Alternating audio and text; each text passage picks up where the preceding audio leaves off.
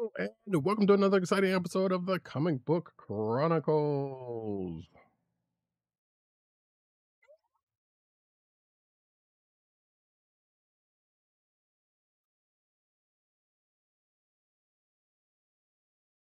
I am your host, Roddykat. You can find me at Roddykat on Twitter. You can find me at News Nerds Need on Twitter. You can find me at CBCaps on Instagram, and you can find me at Roddykat on the Blue Skies. Um, well, it's once again, it is just me. Agent 70 is out on some personal business, so we'll welcome him when he gets back. Hopefully, he'll be back before the 600th episode in a couple of weeks. We may also have a guest, a friend of the show, come through. Hopefully, oops. But we shall see if and or when that happens. But what was going to happen right at this particular moment is I'm going to start talking about excuse me, shows of the week actually. So we are going to start off with Star Trek Lower Decks season 5 episode 6, which was entitled Upper Decks. Oh wait, I'm sorry. Scratch all of that. I forgot. I got a spiel to do. I don't have anybody to keep me in track. So, but yeah, you can find this here podcast on the Cold Slither Podcast Network. That's cspn.us. Do it today. You can also find us on your podcast perusal place of choice, whether it be Apple iTunes, like Apple Podcasts, Spotify, or the Cold Slither Podcast Network SoundCloud page. And you can also find us recording mostly every Thursday night, 9:30 Eastern Standard Time, or 10 o'clock, like a little after 10 o'clock, like I did like I did right now, on the YouTube channel of the Kliq Nation. That's youtube.com/thekliqnation. That's TheKliqNation. And of course, twitch.tv/Comic Book Chronicles. Smash that like button. Here it is, folks. All right. Now, I'm going to get into Star Trek Lower Decks Season 5, Episode 6, which is called Upper Decks. So, this particular episode is a little meta, just a little bit, at least at the beginning and a little bit in the beginning and the ends, because, and I guess you can kind of see where it's going when you see the meta part of it, or when you see and or hear the meta part of it. Because as one might know, Star Trek's Lower Decks centers around not the bridge crew of a Star Trek of a starship. In fact, like I said, the lower rung, the ensigns of the crew, or I guess there are lieutenants now at this point. But regardless, definitely not the bridge crew. But in this particular episode, they actually do focus a little more on the bridge crew, unlike what they do any other time during the show. And they make mention of that at the course of at the beginning and the end of the show to humorous events. So, although at the end it's like, how could you, like, okay, like all of that went on, and how could you not know? But it's all in service of the goof. But it's still a pretty good goof at that. So it was an enjoyable episode this week. So yes. Next up, we are going to talk about a brand new Star Wars thing that came about. In fact, it came a day early. It is Star Wars Skeleton Crew, and it was a 2-episode premiere. The episodes were called, the first episode was called This Could Be a Real Adventure, and the second one's called Way, Way Out Past the Barrier.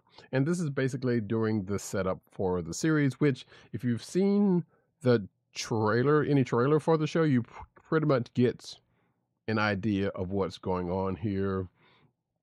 And in fact, I guess the trailers kind of did some of the heavy lifting. Well, not even some of the heavy lifting, but some of the lifting of this first couple of episodes. In that there is some setup, although we get a little bit more fleshed out than what you would see in the trailers. So there is that.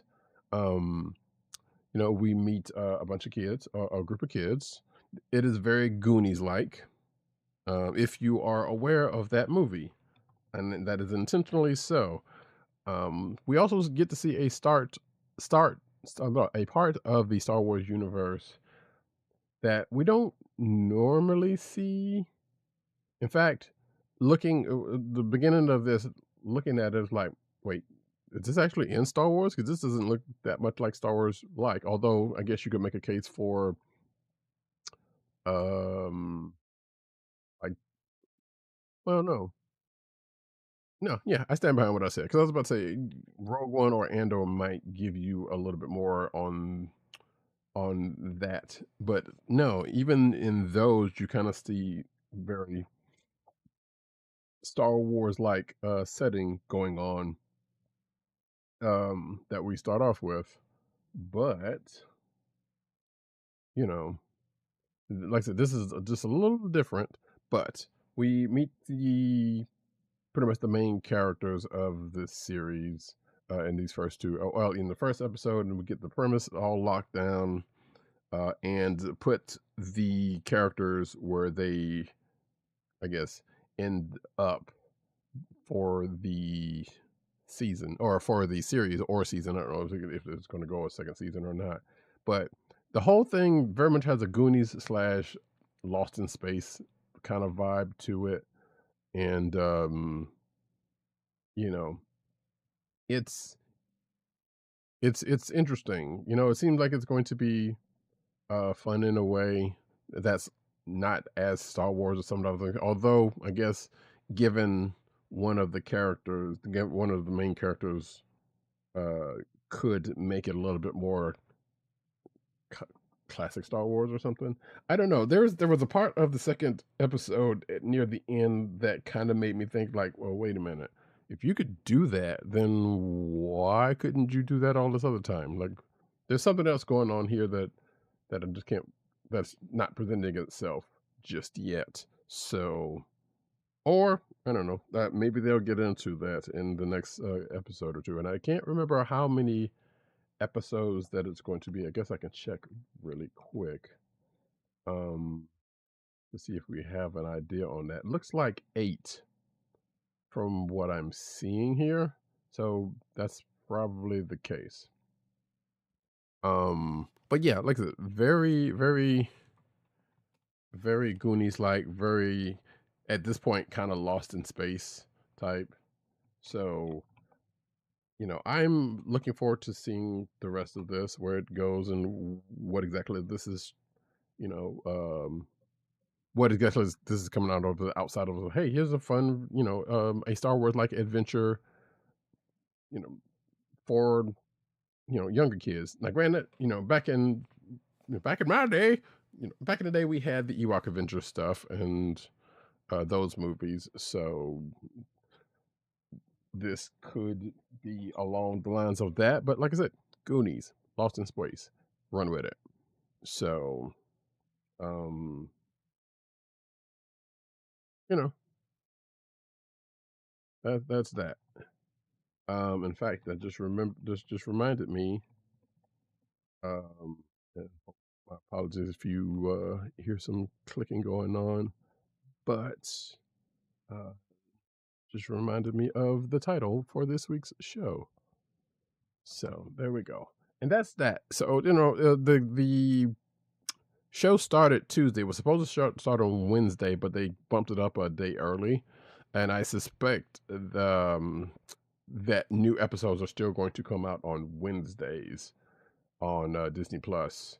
So look forward to that. But also, you can actually. I just noticed that something, and I don't know if I have not noticed it before, but they've Disney Plus has added some Hulu content to this stuff.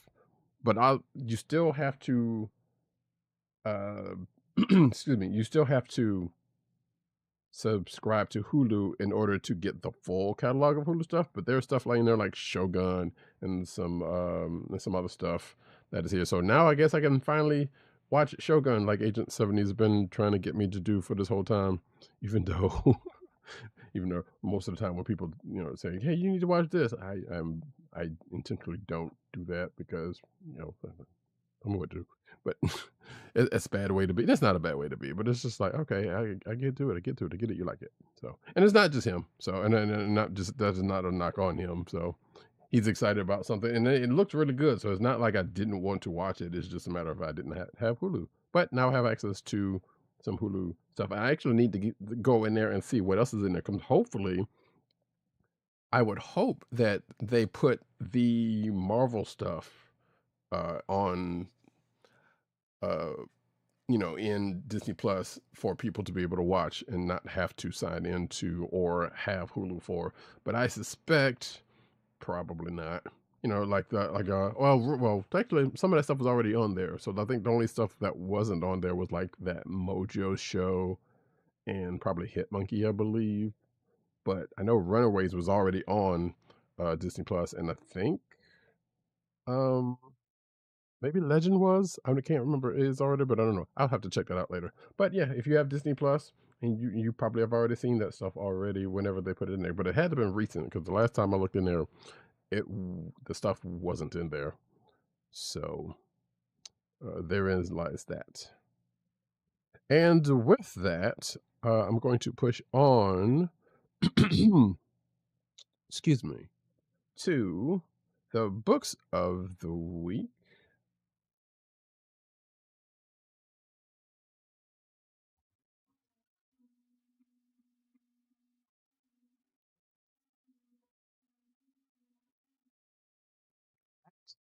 Yes.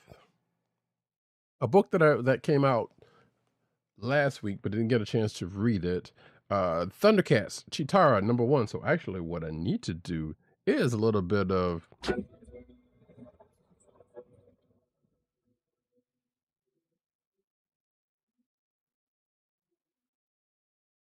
Here we go. Maybe I'll cut out that other part. We'll see.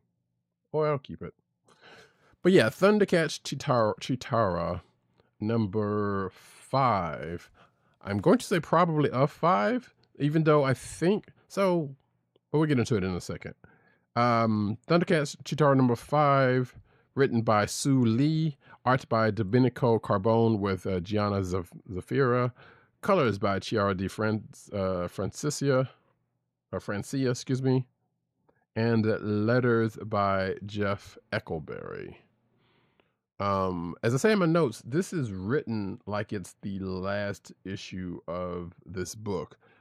And from what I remember from when this was announced, it did not seem that was the case. Or Dynamite just didn't want to say that. I don't know which is which. But near the as you go through this issue, you will come to find out, like, yeah, this is written like this is the last issue. And it even says at the outset of the issue, you know, Chitara's adventures continue in, you know, the pages of ThunderCats, you know, proper, the main book. That sometimes doesn't necessarily mean anything, but most of the times when books end, that's kind of the case. So I think that is probably what's going on here. And I did not see a part 6 or excuse me, an issue 6 slated for release. So, like I said, supposedly this was ongoing, but it didn't seem like it. As much as I hate to say it, didn't seem like there was enough meat for that because it was all stuff. Well, actually, I take that back. I take that very much back because basically the book was set in the past on Thundera before they came to Third Earth. And we come to find out during the course of that, or at least very early on, that Chitara's having visions of the future, and we know what that future is, or at least the initial future that is. And she's kind of been spending time trying to either figure that out or figure out how to proceed with that. Well, in this particular issue, I basically said Chitara has sight beyond sight, which is kind of what it is. And if you told me that this book was setting up somehow a way to transfer her visions into the Sword of Omens so that it has sight beyond sight when on command, like we know and love, I'd been like, all right, yeah, cool, here we go. but it does not seem like that is the case. It like this issue itself was kind of making a case for that potentially being that, or there is a way that it could have been that way, but no such thing. So by the end of this issue, we get to see like, yeah, here's what they're working towards, and like because well, here's what they're working for. Here's the plan. Some folks get folded into the family, like we know them to be from the main book, but we get to see how that comes about, and plans and things that led up to what we know from the beginning episode of ThunderCats in the animated series. The original animated series from '86, not the 2011 one, because the 2011 one was pretty much, hey, we're on Earth and here's what we got. So, which I need to finish watching that. But yeah, that's it. ThunderCats Shiatara #5, it's a good book. Like I said, I don't know whether it was supposed to be an ongoing and just was going to kind of continue with stuff like that, but it didn't seem like there was. You would think they were setting this book up to be like, okay, we're gonna get past this, and then we just got adventures with her either on Third Earth or still back on Thundera, where she's kind of getting into something that may or may not come into, come into play during the course of the main ThunderCats book. But like I said, if this is the last issue, like I'm believing it is, yeah, we're probably not going to see that. But we see things we already kind of knew we were going to get to. And with that, we're going to move over to the next book of the week, which is actually also ThunderCats related. And I won't redo the stinger here because I don't need to. And the book is, apologies, ThunderCats Apex #1. I believe this is a one-shot though, so we'll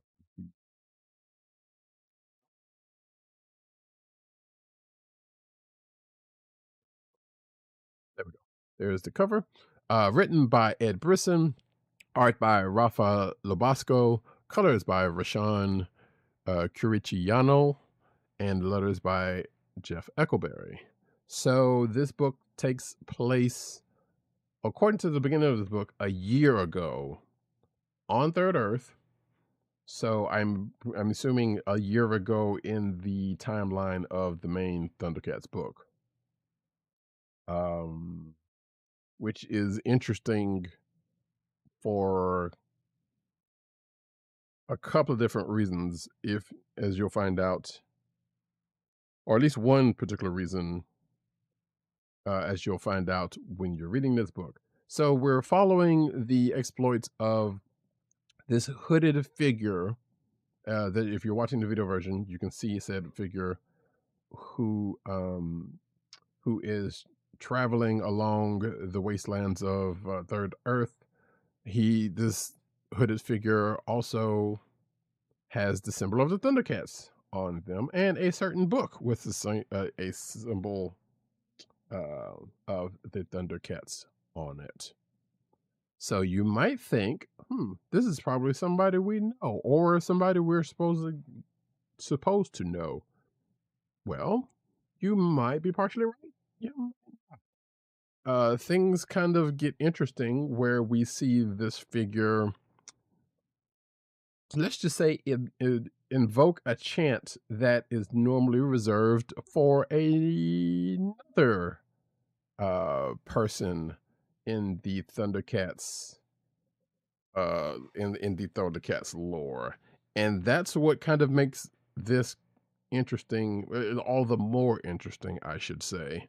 So it was an interesting read for what it is. Now, like I said, it is, given that it's set for whenever it is set, and it does definitely say at the end of this book that, hey, this is, we're going to see more of this character in the pages of ThunderCats proper. So this one shot is pretty much setting up that this character uh going there. Also, Mike's Total Dragon channel said, and welcome in, by the way. Dynamite's been killing it with all these new titles. Yes, indeed. From the ThunderCats stuff to like the Johnny Quest stuff. And even like some of the Disney stuff, I mean, like the Darkwing Duck and whatnot. They've been doing some pretty good work on this, but I've been very much enjoying the Thundercats, and we're about to get Silverhawks next month. So and actually Silverhawks are going to be written by Ed Brisson, the writer of this one shot here.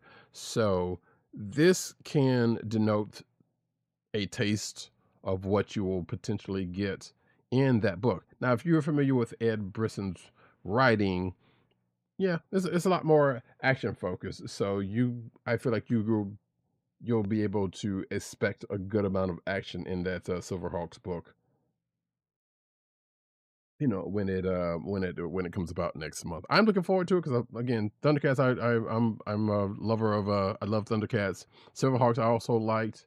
I am also of the vintage that would. So therein lies that whole thing.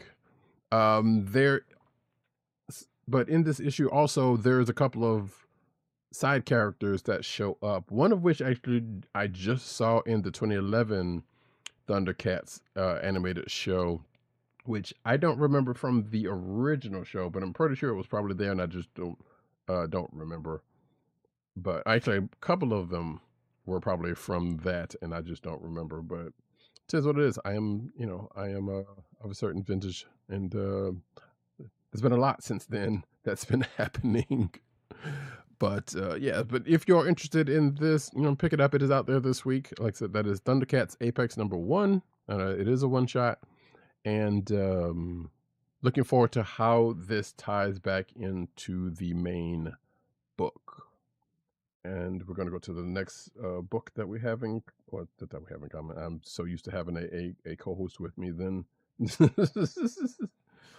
that's been a whole thing. But Ultimates #7 is my next book, written by Dennis Camp, art by Juan Frigeri, color artist Federico Blee, and letters by VC's Travis Lanham.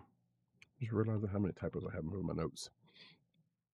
So we start off with a conversation between one Steve Rogers and one Jim Hammond, as of course the two oldest folks in the I guess not in just this version of the universe, but in the Marvel universe in a way, they're talking with each other. Of course, one of them's ribbing the other about their old ways. I think you're pretty guess who was ribbing who, despite them both being from the same era. And we go into basically we find out what's going on with various members of the team after the events of the last issue or two. And we're also coming up, as we have found out in the pages of Ultimate Spider-Man, that the 1-year anniversary of basically this version of the Ultimate Universe and the event that was the catalyst for, or I should say, an event that was a catalyst for the what people are thinking and feeling in this universe. I should say, not the catalyst for the universe, but the catalyst for something in the universe that people are kind of on about. So very, like I said, we get kind of checks in on the team members. There's a couple of folks that are, feeling sort of way about things. There's one that's kind of homesick and restless, and we had another unlikely member of the team that is talking this member down, and all of this kind of in the wake to what happened to one of the other founding members of the team, who we just to say we get an update about, weirdly enough. So, and of course there are I want to say there was a thing that happens in the course of the book that we absolutely saw in the pages of Ultimate Spider-Man, because I now have to go back and check this out, but let's just say a familiar blind preacher shows up, and that is talking at the event, this memorial event, that I believe who also showed up in Ultimate Spider-Man. So you can definitely see where they're like, okay, yeah, since this is all kind of happening around the same time, just kind of tying all of that to that.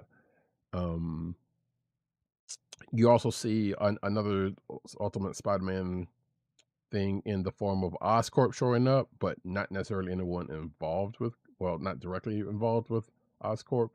So they're definitely trying to blend some of that stuff together. And that's pretty much all I'd want to say without giving away too much of what's going on here. But Ultimates continues to be a good book, and I've been enjoying it. And I know what's coming, given previews that we've gotten and news that we've gotten for the next couple of issues. I'm looking forward to checking out the, what's that's going to be all about. Oh no, I forgot to read something. I read a lot of books this week, but also there's some books that I still wanted to get to, but I didn't get a chance to do so.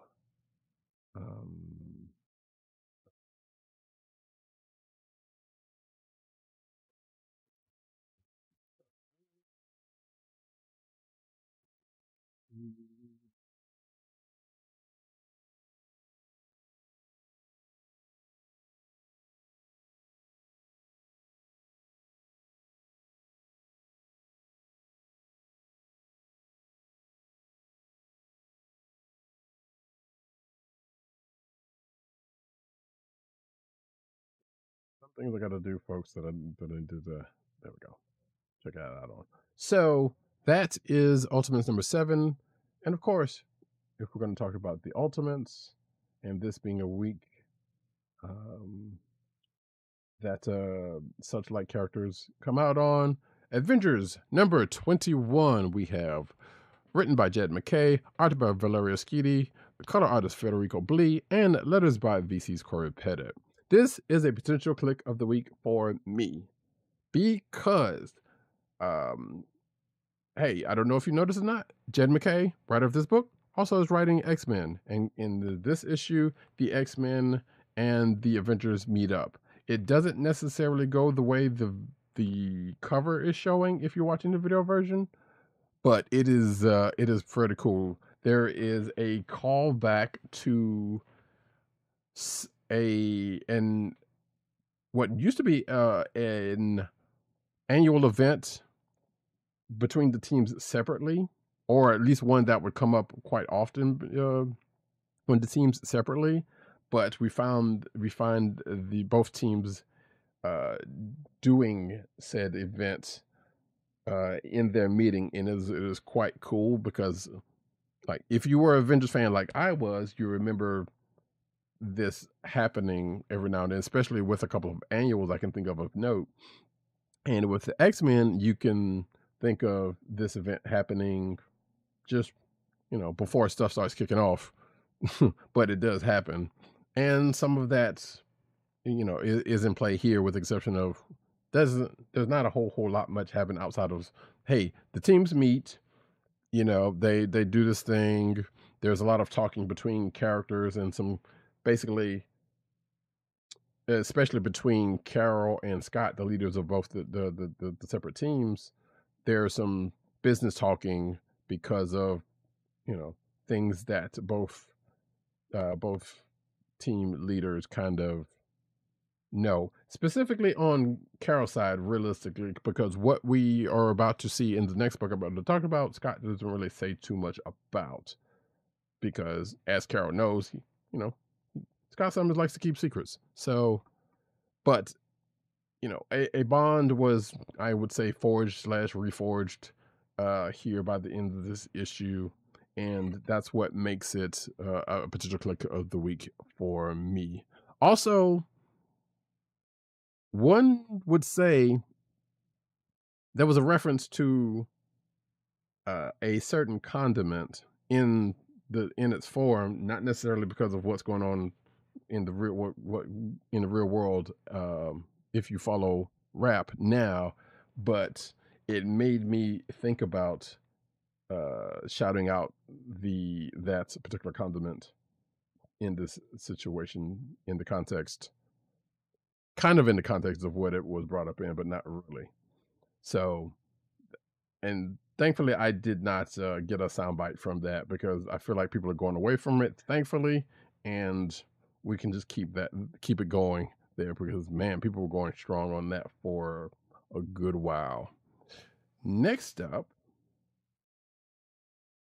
we get to X-Men number 8, which is written also by Jed MacKay, with pencils by Ryan Stegman, inks by J.P. Mayer, Livesay, and Ryan Stegman, colors by Marta Gracia, and letters by VC's Clayton Cowles. So another potential click of the week for me as well, for different reasons than the Avengers book. So we know from this and Uncanny X-Men that there was going to be there's some adversarial work going on behind the scenes that has shown itself up during the pages of both those books, and now has brought itself to the attentions of, in this particular book, the X-Men team led by Scott Summers, but also in Uncanny X-Men number 6, as we saw last week, or the week before last, I can't remember which one it was, with Rogue's team, because members of both teams get taken, and they get taken to, let's just say, old stomping grounds familiar to X-folk that has now turned into a prison. And this has kind of been the thing that's been talked about in both of the books. So this is, nothing new, unless you just don't know what's going on in either of the books so far. So that being the case, because of that, then we got a call to action from Scott's team, because of one of theirs has been taken, and the plan of action has been put into play for that reason, which leads to, which leads to a meeting of the other group proper by the end of this issue. Like, that's not really spoilers, because like I said, this is kind of, well, spoilers unless you don't keep up with the news, because this this crossover with the other team has been baking for months now, since the start of the book, realistically, from what I understand, because we got news on it. I'm going to say, the other thing about this issue is that I'm not entirely sure when this takes place in relation to Avengers number 21, because someone that is in Avengers 21 was one of the ones taken in a few issues ago in the pages of X-Men. So now they're just kind of catching up to that. So I'm assuming that this season takes place before the meeting of X-Men and Avengers, or probably likely after that. But we're not quite clear, and there's not been a footnote in either case to show when that is. So we just kind of ride it out until we do get a little bit of something on that. But nevertheless, actions take place, and it's a fairly strong start to this crossover between the two books, which again, continues in the pages of Uncanny X-Men when that comes out next. Probably either next week or week after next. I can't remember when it's going to be, but and there is that. Next, the book for myself. I actually didn't read it in this order, but that's because that doesn't really matter. But I figured I should have read both of those Jed McKay books together and then come back to this, but I didn't. That's fine. Avengers Assemble, number 4 of 5 is my next book. Written by Steve Orlando, art by Valentina Pinti, color artist Sonia Obach, and Fer Cifuentes Sujo, and letters by VC's, I was about to say Joe Camarania, but that's not even right. VC's Corey Pettit is the one lettering this book. Did I actually put potential? There's a lot of books I like this week. That's interesting. So Kliqs of the week is going to be amusing for me this particular week. So a couple of things happen. There's a situation happening on the border of Dr. Doom's recently walled off Latveria that causes the team or part of the team to head over there. And if you're not aware of what's going on, Dr. Doom is the Sorcerer Supreme at this point and has put a barrier over Latveria. The Fantastic Four has already been in contact with it, but the thing that happened to them when they came in contact with the barrier is not the same as what happens to a character who is trying to get into Latveria. And let's just say that this character has some close ties, or some close, fairly recent ties, to Dr. Doom. And they have reasons for wanting to get back in. Although I could have sworn this person was already in there. But then again, if you read, I would say, somewhat recent issue. It's not even recent issue, because I think this was like probably the last volume. I don't remember when this happened, where Doom and this character kind of had a falling out of sense. And I don't know. I don't remember. It's been a while for that. But regardless, if you're watching the video version, you can see the character I am speaking of. And an Avengers team has been sent there to kind of deal with that, because the character is making a lot of trouble for surrounding areas, not for Latveria. She's cosmic powered, so she's she's gonna hurt. Any dust up with her is gonna have some issues dealing with it. But Monica Rambeau, aka Spectrum, and wait, did she go back to? See, now I'm confusing MCU now with with how they have Monica. But regardless, Monica Rambeau and a team goes, and a team of hitters at that, goes to Latveria to kind of deal with that situation, while Captain America and Shang-Chi are still investigating this other situation with the Serpent Society that they finally caught wind of, or put the pieces together for. And we find out how that's working out, because a team is also sent there to help out Cap and Shang-Chi. And at the end of that issue, a thing happens with one of the characters that something similar has happened to them before, let's just say. And it's kind of amusing for something like that to happen again, although it's been decades apart. And that's all I'll say. You'll have to read the book for yourself to see how both situations have been handled. But it was an enjoyable read regardless. So next up is Batgirl, number 2. Here we go.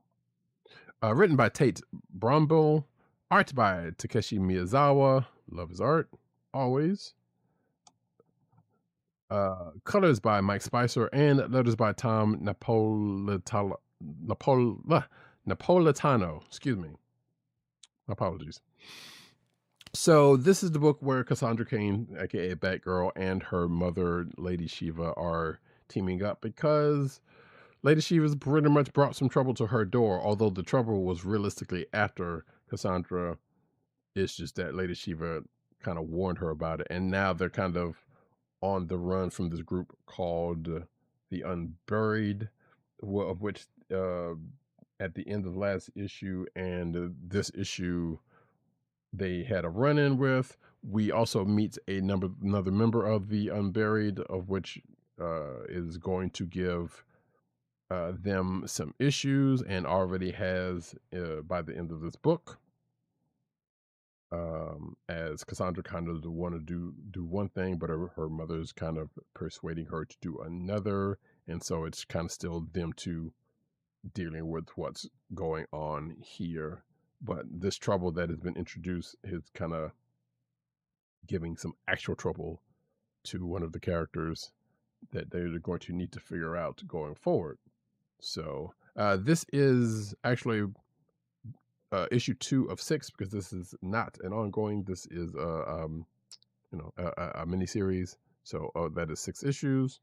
So we still got 4 issues to go with that. But I've been enjoying it. It's interesting. Like Cassandra Cain is not a character that I am directly aware of. In fact, I can say that about a lot of characters in the DC universe, because I'm more of a Marvel guy. But like I said, I've been kind of trying to catch up on some things here and there with DC characters, and just get a little bit of re-education. In fact, I'm almost debating about adding a resource, but to kind of further that DC knowledge. But I don't know if I'm going to have time to actually take use of it. But we shall see. Outside of what I normally read, throughout the for the show for the week, or for personal reasons for the week, I should say. Last book for myself also is another DC book that I'm reading, Birds of Prey number 16, and actually also has Cassandra Cain in it. Coincidentally, I think not. Birds of Prey number 16 is written by Kelly Thompson, art by Samir Basri, inks by Vincente Cifuentes. My apologies if I'm butchering your name. That tends to happen sometime, not intentionally. Colors by Adriano Lucas, and letters by Clayton Cowles.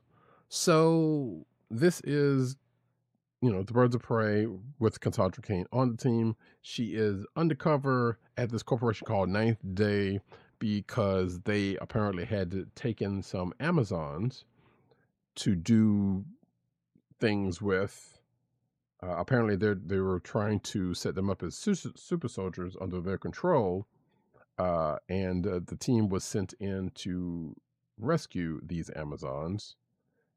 And of course, this particular team makeup now, which has changed a couple of times since this book has started, has a couple of Amazons on it in the form of Grace Choi, and I cannot remember the other one because the other one is new to me. But we also have a new god adjacent character, or a Fury, I guess we say, in the form of a Big Barda, who's been on the team the whole time. So we got some hitters on here. And the team at home is kind of worried about Cass, because she's been undercover for a minute and hasn't been checking in, and kind of has gotten into a little bit of, let's say, diehard adjacent troubles in this issue, as she tries to get word back to the birds, and or try to complete the mission. Which, to complete the mission for her, was to go in, recon, and find out what Ninth Corporation is doing. And the mission parameters ended up changing, as things tend to do. So we like I said, we find Cass alone, but not quite alone now, because now she's she got a new friend, but the team themselves getting worried kind of come into play, and kind of have a small big problem on their hands, as they find out at the end of this issue. And like that, I've been enjoying Birds of Prey. It's been a great fun read at times, and it's good stuff. Check it out. I did not get a chance to read JSA number 2 this week because I've already read a lot of books and it was kind of getting close to the show. And actually, there's a couple of books that I didn't get a chance to read because we did not have copies of them. In fact, in a couple of cases, still don't have copies of them for some reason or another. Actually, one being actually, you know what? I didn't see that now that I think about it. Plastic Man No More number 404. I had been reading and I didn't see a copy of that, so I don't think we got a copy of that. And of course, there's a couple of holiday books that came out for both DC and Marvel that's come up. There's the Marvel Tales to Astonish. Oops, sorry for that, folks. Book that is out. Of course, it's one of those books. It's got like holiday tales, a few couple pages holiday tales, and I'm pretty sure. And so I didn't get a chance to read that. Miles Morales, I think, came out this week, and we didn't get a copy of that yet, or it was not out when I was looking in our place. So hope maybe I'll get back to that next week. And there was like a Christmas one from DC, was like Batman Smells, Robin Laid an Egg, I think that's what it's called. Didn't check that out. Dick Tracy was was slated to come out this week, but didn't get a copy of that for whatever other reason. But so some of these was basically what I'm saying is if there's time next week and we get a couple copies of the book and they're worth talking about, I will probably revisit those like I did with this week's ThunderCats Chitara, because that is a book that came out last week, but we didn't get a copy of it up until later. So, and maybe like that Miles Morales. There was also Two-Face, who has a book out this week. Two-Face 1 of 6.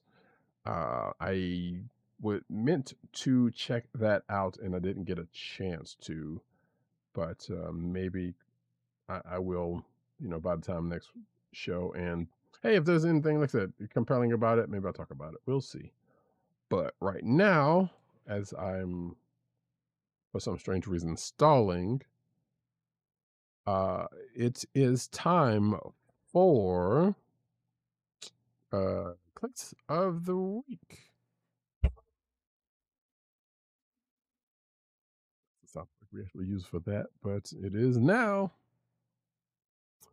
I've already said my potential Kliqs of the week. I did enjoy ThunderCats Chitara. It was a nice kind of wrap up to what's going on there.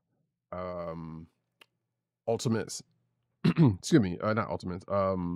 Avengers number 21 is a big pick for me. Also, let me just go ahead and put in that Marvel vs. Capcom cover. There we go. There's been a couple of Marvel vs. Capcom covers for various books this week. And hey, if you're a video game player and a fighting game player, Marvel vs. Capcom is out on all platforms now. Not a sponsor, not anything. Just hey, I just enjoy those games. And the physical version is out now, so you can go and check that out. There's the one for Wolverine. Other one.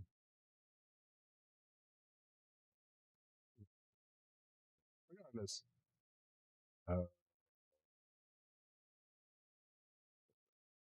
So yeah, Avengers 21 was one potential click. Avengers Assemble is another potential click of the week. I've been enjoying that. I didn't think I would enjoy that as much as I did, but I do. Um, Also, Birds of Prey is always good. So I that's just genuinely good to me. X-Men number 8, also a potential click of the week. That was the other one. And there's the Cyclops cover for Marvel vs. Capcom of that one. And I believe that is it for what I said for the potentials. But what I'm going to go with, if it wasn't clear by how much I glowed about it, then let me just go ahead and say that Avengers number 21 is my click of the week. And like I said, it was a great it was a great issue, I thought, and kind of evoked some stuff back, and didn't end up in a fight, which is great. You know, the last couple of times the Avengers and X-Men kind of squared up, it ended up in a thing. So thankfully, it was not that this time. And with that, we are going to go into the news section. But first, make an ad read out of the way.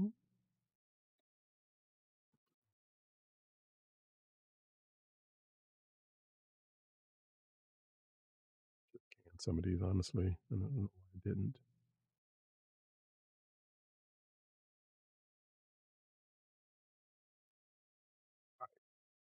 First ad of the night is from Blue Apron. Fresh ingredients and incredible recipes delivered weekly to your door. Skip the grocery store and make incredible meals at home with Blue Apron, always shipped free right to your door. And now the listeners of the Comic Book Chronicles podcast can get $30 off your first Blue Apron order.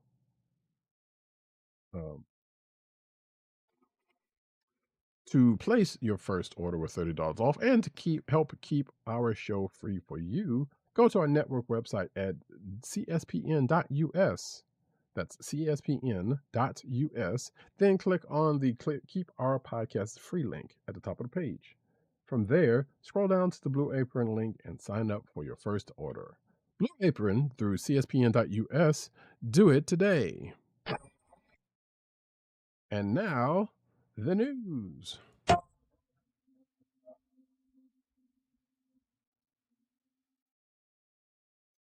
And you don't need to see that. We start off with some sad news, but we start off with some cinematic news, as we do every week, with Morgan Lofting, the Baroness in G.I. Joe animated series, has passed away at 84. Apparently, I did not recognize the name right off the bat outside of that, but she has had a lot of work. She's got a lot of credits under her belt, or has had a lot of credits. So she was Aunt May and the Black Cat for the 81-82 Spider-Man series, which includes, well, I guess that is the first season. But I guess that also, unless they change Aunt May, unless they change character for Spider-Man and Amazing Friends, she carried on to be Aunt May there. And also, she was Moon Racer and coincidentally Firestar in a Transformers series, because there was an Autobot named Firestar in the Transformers series, one of the female Autobots that shows up probably later on in the series, which is kind of amusing. I just saw that episode fairly recently, where those characters and a later one showed up for a thing. So, but like I said, chief among them, the Baroness, you know, we know, love, and some folks lusted after, let's be honest. But yes, let's see. It says here that Lofting died unexpectedly Wednesday.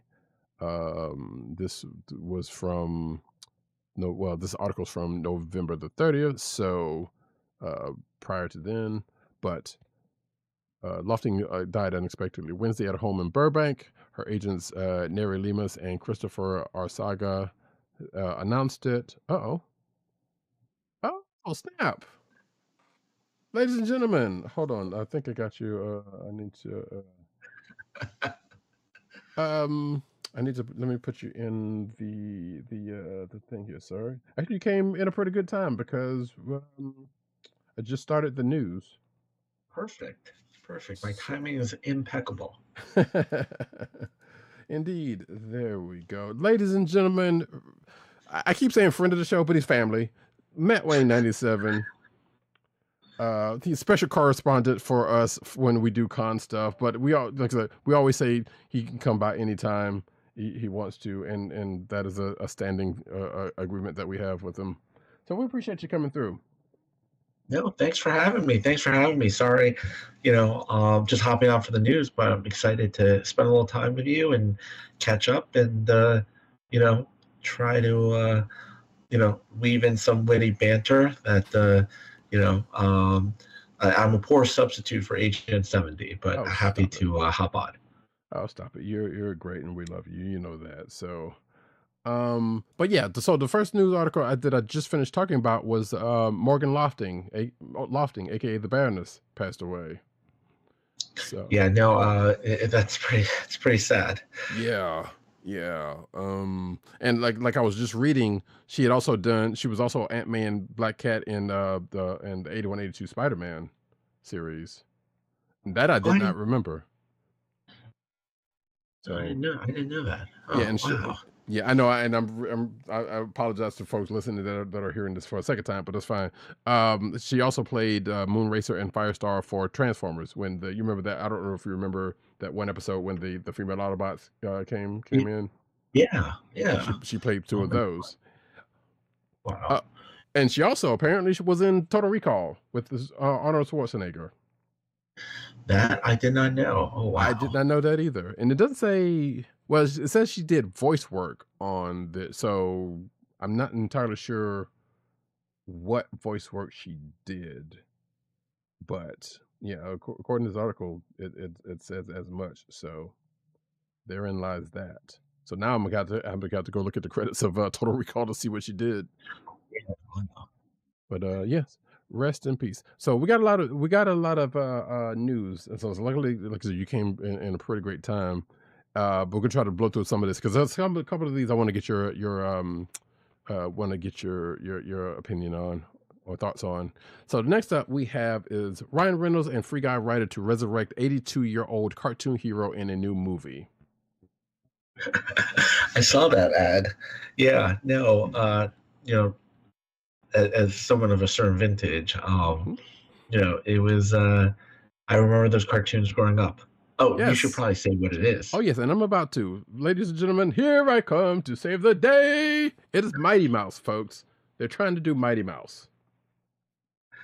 And I'm like, I think for a lot of people, they only recognized Mighty Mouse from the Thanksgiving Day Parade.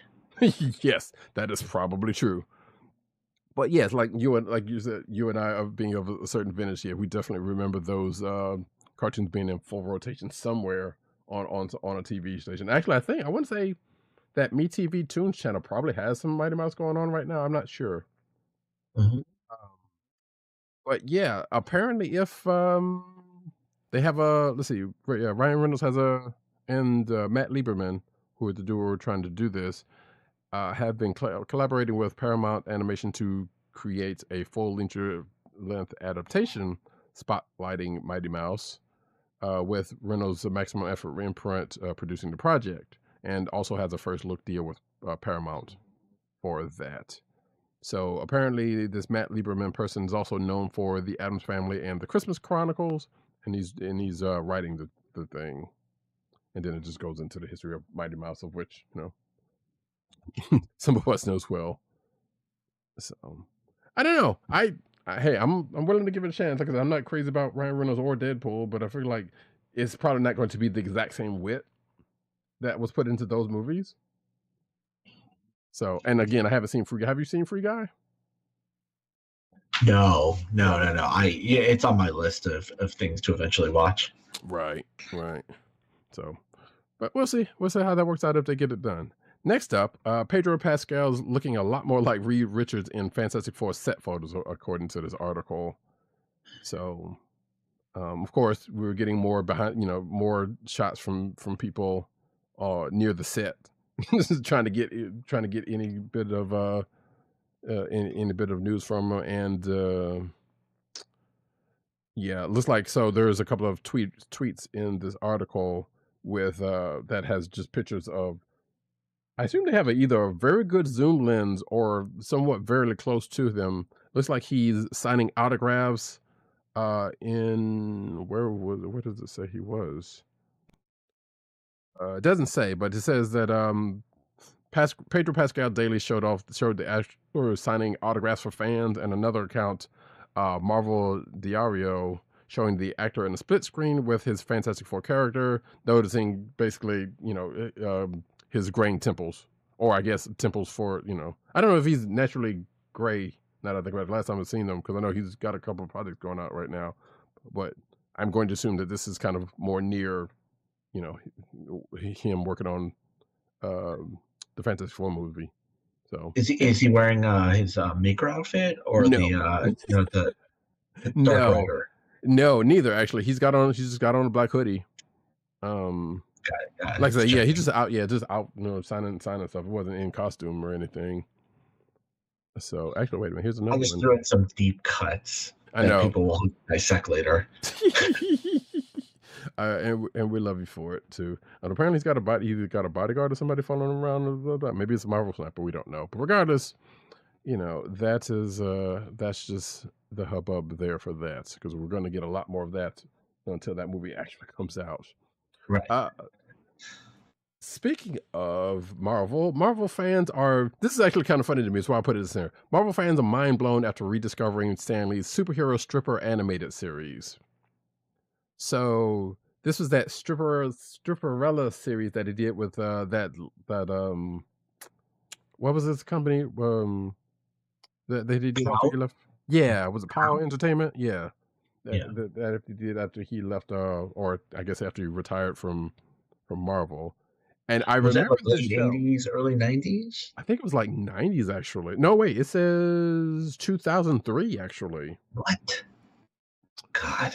Because I remember we talked. Well, let me see, I don't remember because we weren't doing the show then. But I remember. Or were we? Wait a minute. Hold on. Well, we've been doing the show for a while, but not that long. But I remember we talked about it for some strange reason on this show. Probably had something to do with the projects he had been doing with this new company. But yeah, I remember seeing the series, but I never actually watched it. And I remember seeing like, okay, Pamela Anderson's attached to this thing as the title character, and this is a wild thing for Stan Lee to kind of get involved with. But at the same time, like, hey, it's not like he had anything to prove to anybody at this point outside of himself. So, but yeah, apparently people have come across it, the show, and we're talking about it on Twitter recently, basically. So kind of brought it back into people's minds. And it looks like the season 1 of the show is available on Amazon Prime for purchase if anybody wants to check that out. I'll definitely send Agent 70 a gift card. Yeah, he has some time to kill, so I'm sure he'll be he'll have something to watch. You should have seen the care package I sent him. Actually, I got something I need to send them. So yeah, we have to talk later on. I want to know what you sent them.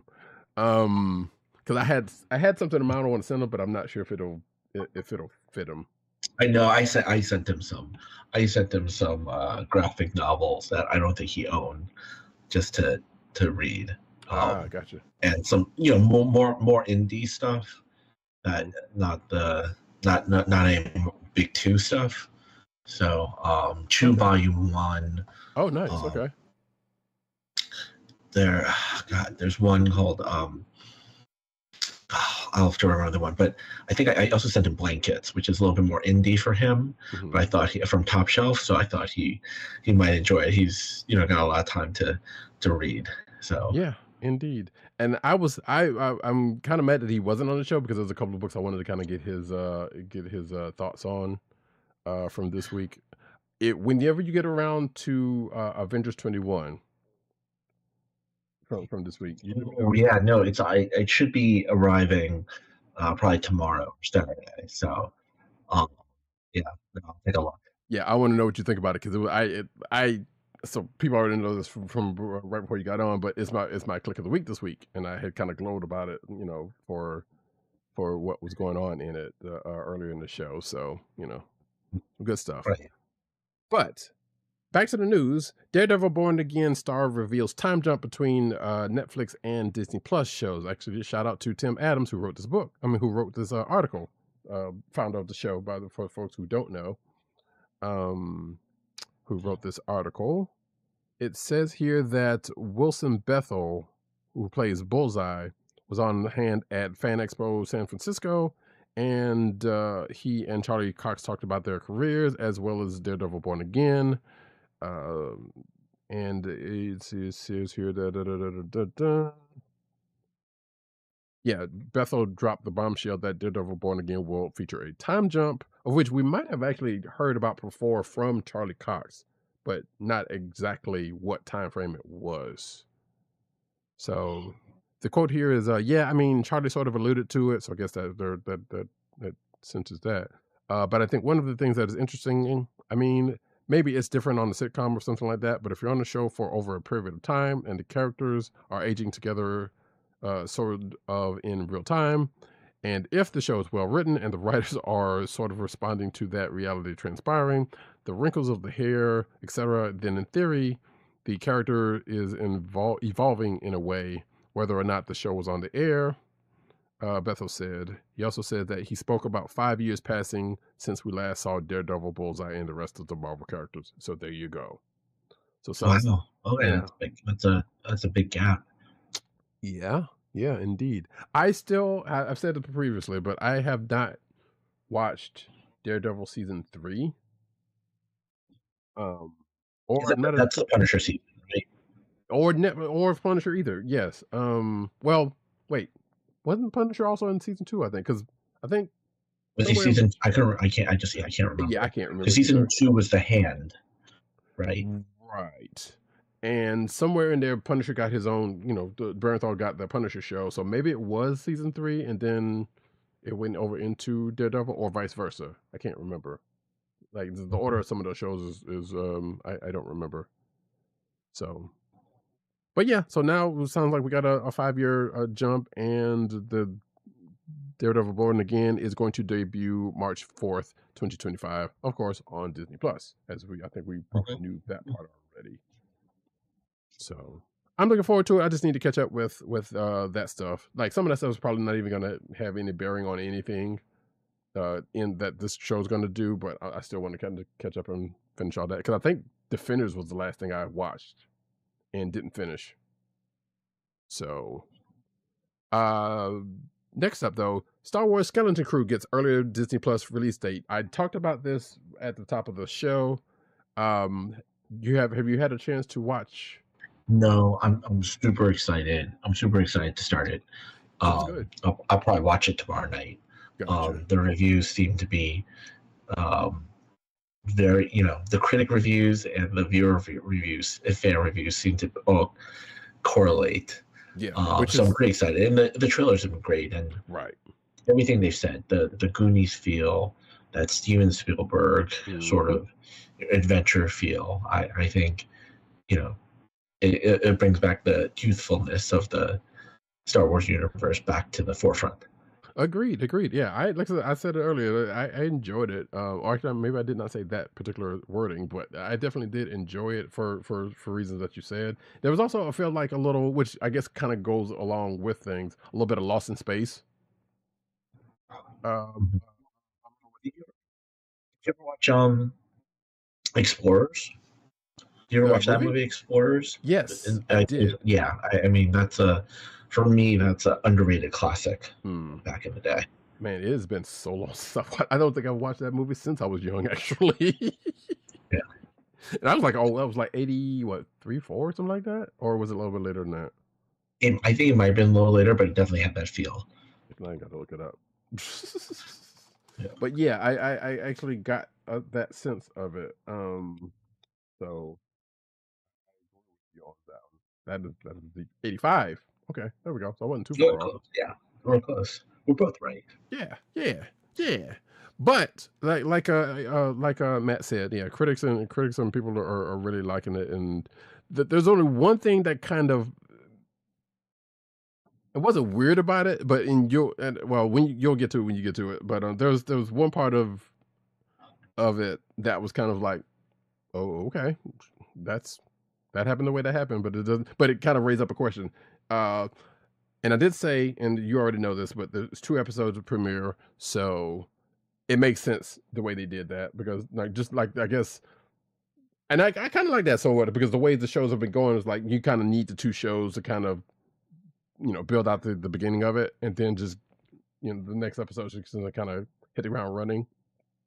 So having 2 episodes for to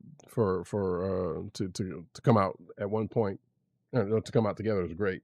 Also, the first episode, I didn't say this earlier. The first episode is like 50 minutes. The second one is like 38, something like that. Just in case people are wondering about time for that. So, but you don't feel it, and that's a great thing. That's awesome. Yeah, that's awesome. No, I'm looking forward to it. The trailer's been great. Look, you know, hey, it's the holiday season, and you got to watch something with Jude Law. I know, right? Yeah, that seems to be the case. That seems to be the case. All right. Next up, Barbara Picardo promises Paul Giamatti's supervillain on Star Trek Starfleet Academy will be memorable. So let's see. Have they confirmed that's set in the future universe where Discovery ended, right? I think that is the case. I haven't seen too terribly much about that, but that seems to be the case. Because there is I think there's some stuff that we talked about in the news circling this that make that seems to be the case. So, but yeah, I'm not entirely sure. Like, and I still need to catch up with that other stuff. Also, I did talk about Lower Decks from this week, so I don't know if you had a chance to watch. Oh my god! Yeah, I'm a big fan of Lower Decks. I mean, you should have told me I would have worn my Ritos T-shirt that my sister got me. She's a big fan too. Nice. Wait, so you haven't seen this week's yet? This week's was the one. Oh, that's one today. No, I haven't watched it. I think. Well, you're a fan, you'll like it, but you'll appreciate how it sets itself up. Yeah, I'll put it that way.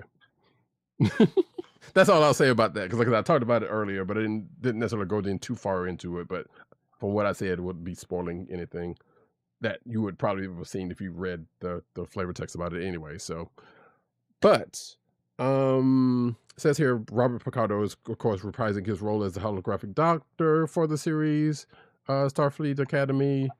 Apparently he was out in New York with Paul Giamatti, and he was on Threads with a selfie with them two together around Times Square with a message, quote, "Of the many pleasures I am enjoying revisiting the Doctor character that debuted 30 years ago on Star Trek Voyager, there is none greater than meeting and working with Paul Giamatti. He's an actor's actor and will be memorable, I assure you, as our season 1 supervillain on Star Trek Starfleet Academy on Paramount Plus. Stay tuned." So, big plug. Good. Awesome. Yeah. And if you're watching the video version, you can see the picture of them two together, which I'm surprised. There's not many more people around them, but I guess they're I don't know if they have like people be like, hey, get out the shot or something, or even if they needed it, who knows. But yeah, there is that, and we still don't have a date for a release of that, but according to this article, sounds like might be around 2026. So I don't know. Speaking of Lord, what's that? Go ahead. No, I said it's awesome. I'm pretty excited, and I'm pretty excited for the show. Yeah. Tawny. Oh my god. Tatiana Maslany, the lead for Baroness. Yeah. Tawny. She's one of the writers. Yes. Right. Yes. That is also true. Yes. And actually, speaking of Tawny Newton, I believe her name is, or something like that. I can't remember. Yeah. Yes. Speaking of Lower Decks, actually, we got an article on last week's episode saying that season 5 homages 2 of the best Trek episodes ever. So I guess I can say this now, and you've already watched last week, so this is not a spoiler for you.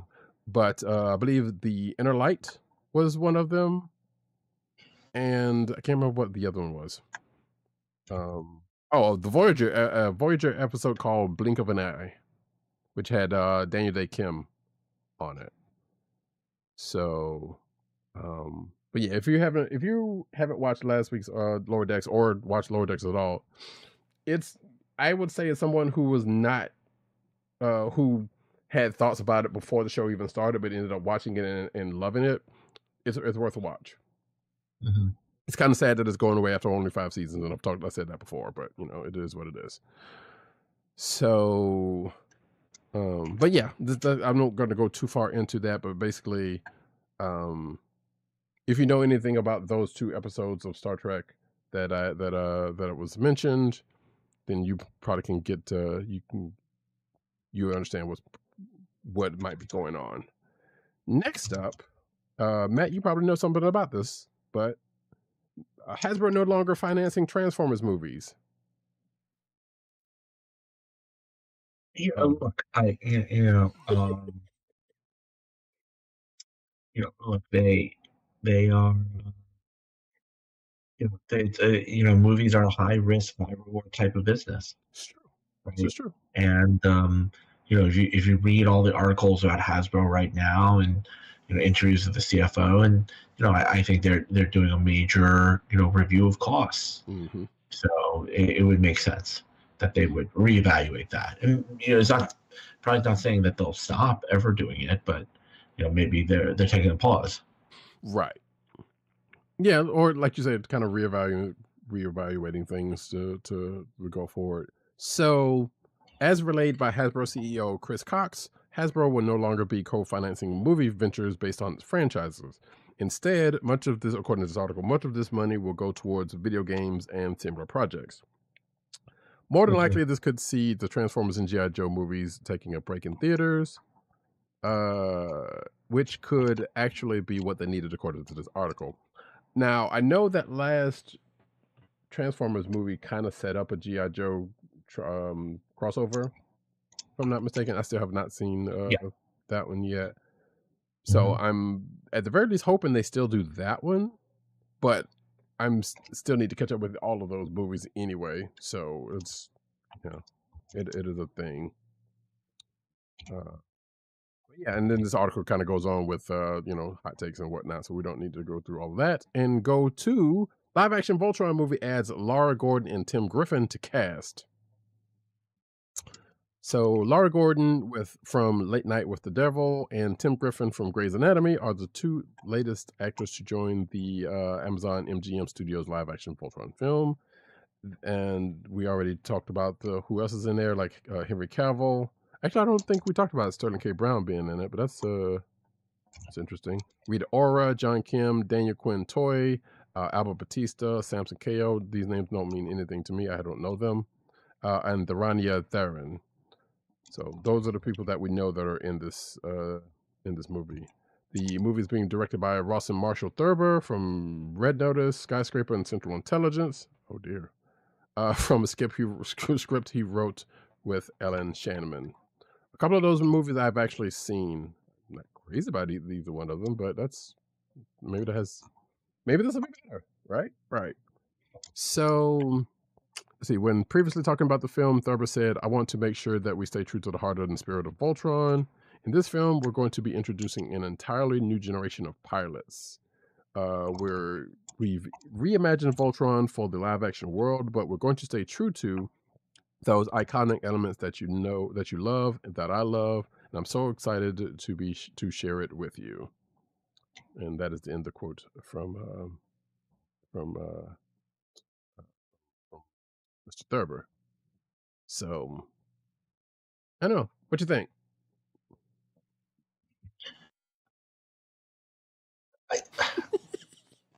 Look, I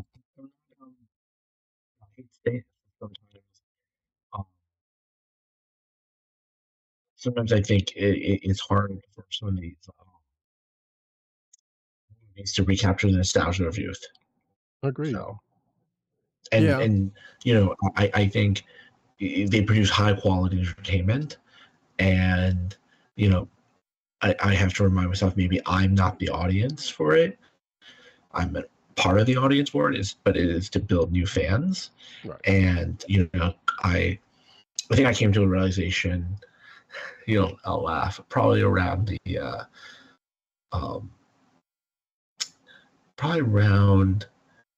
I think when Marvel Secret Wars came out, the second one, the Jonathan Hickman one, just or when D did Rebirth, just sometimes like you got to build for the future, and it's not, fans like me are great, but you know, we need, you know, younger people to embrace these brands if we want them to last for a long time. So I came to that. So sometimes, you know, back in the day, you'd be like, oh my God, like, why are they remaking it? I'm just like, you know what?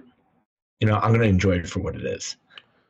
Yeah. And I agree with you, and I'm with you on that, but there is the part of that brain in me, and we've done it on the show. Heck, I think I did it last time you were on, but, you know, it's like, it's just kind of hard, not necessarily hard to get out of it, but just kind of hard to not think about that. Because like you and I being of a certain vintage in what we have as opposed to what we know has come since, you know, is a thing. Hell, we had to sit through that Masters of the Universe with Dolph Lundgren, so we figured we could do that. We could do that, but it was still our thing, you know. I mean, that's a classic now. Now you look at that years later, that's a classic, right up there with Crawl. Come on. Right, weirdly enough, it is a classic now. I mean, it's still not a great movie, but it's still. In fact, I think I watched that movie like a couple of months ago, and I was like, yeah, it's still a bad movie, but it's still, you know, it's still a thing, you know. So okay, look, Superman 4 is a bad movie. Superman 4 is a bad movie. I agree. That's clearly a bad movie. You know, Dolph Lundgren, Masters of the Universe. It's, for some reason, you'll always want to watch it. It is a train wreck. That's for certain. I mean, that is for certain. Okay, Beastmaster 2 is a train wreck. Beastmaster 1 is a classic. You know what? Fair. And again, Beastmaster was not a great movie, but it is good it's a good popcorn movie. It is a good movie in... How many times have you watched that in syndication? I've watched that in syndication so many times. You know what? I have not watched Beastmaster either for... It's been a while, honestly. Every time it was on TV, I watched it. I can't say I've gone that far, and there haven't been too many times where I've been near a channel where it's been on, to be honest, recently. So, but it has come up every now and then. It's like, you know what, if you want a good, you know, movie from, or a good dumb movie from the 80s, that's probably one of them. So that being said, yeah, I don't know. Like I said, I like you kind of want to have hope for, and also what you said about, you know, things not being for us. I feel like I've kind of echoed that in the past, and definitely had to come to that realization for like that Transformers 1 movie, which I still haven't seen yet, and other stuff that we've kind of come across. It is that, but at the same time, just still can't help feeling it's like, damn, they're just messing up. But yeah, it's different times. Next up though, Monarch's Legacy of Monster Star hopes for one major change to season 2. And this was talking with Anna Sawai, who plays Kate Randa, of course, if you're watching that show. And she basically says that she hopes that her character has more agency than she did in the first season, which I kind of agree with, because it's like, as she says in the article, it's like, yeah, things just kind of happened. And she was kind of a victim of things, and things just kind of happened around her that she had no really control over. She was kind of going with the flow, going with the thing. But she's hoping that, you know, that changes in season 2 and kind of give her character and probably others a little bit more, you know, agency as to what's going on. We shall see, though. We shall see. Yeah. Also, I said this earlier, but you probably already know this, but apparently they put some Hulu stuff on Disney Plus, and Shogun is on there. So now I'll actually be able to watch it. I think you have to pay. It depends. Yeah, I think you have to pay extra. So well, no, it is. So yes, you do, but no, not for that, because it's like there's some stuff that is actually, because I know this because when I saw it, I tried to click on it and it played. But yes, there is some stuff because they basically say, here's some stuff for free, and then there's some stuff underneath that is like, yeah, you gotta subscribe to get the rest of the stuff. That's how they did it. Drug dealers, drug dealers deal drugs. Pretty much. So at least I'll get to watch that, which was probably one of the things that I would even get Hulu for at this point, outside of probably some old Animaniacs episodes or something. But speaking of the world of Godzilla, according to the director, Godzilla -1's, according to the director, comma, let's put some punctuation there.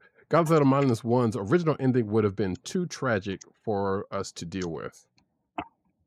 So apparently, there was a different ending to Godzilla -1, and outside of the according to this article, unexpected happy ending that it does have.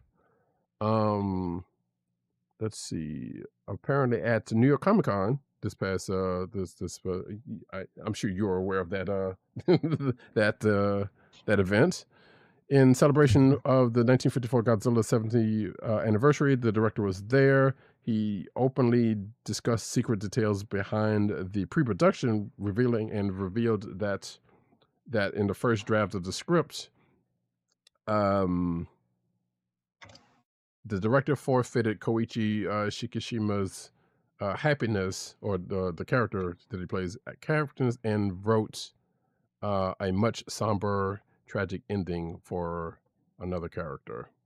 Now, I have not watched Godzilla -1 yet, so I don't know what any of that means. So, for those of you who have, probably do. Including one Agent 7, who I know has seen it probably a couple of times at this point. So, there you go. Look, I mean, I just watched the Kong versus Godzilla movies, the first those, which were surprisingly very entertaining on a plane. But I've not watched Godzilla -1. But I will definitely watch that next time I'm on a plane.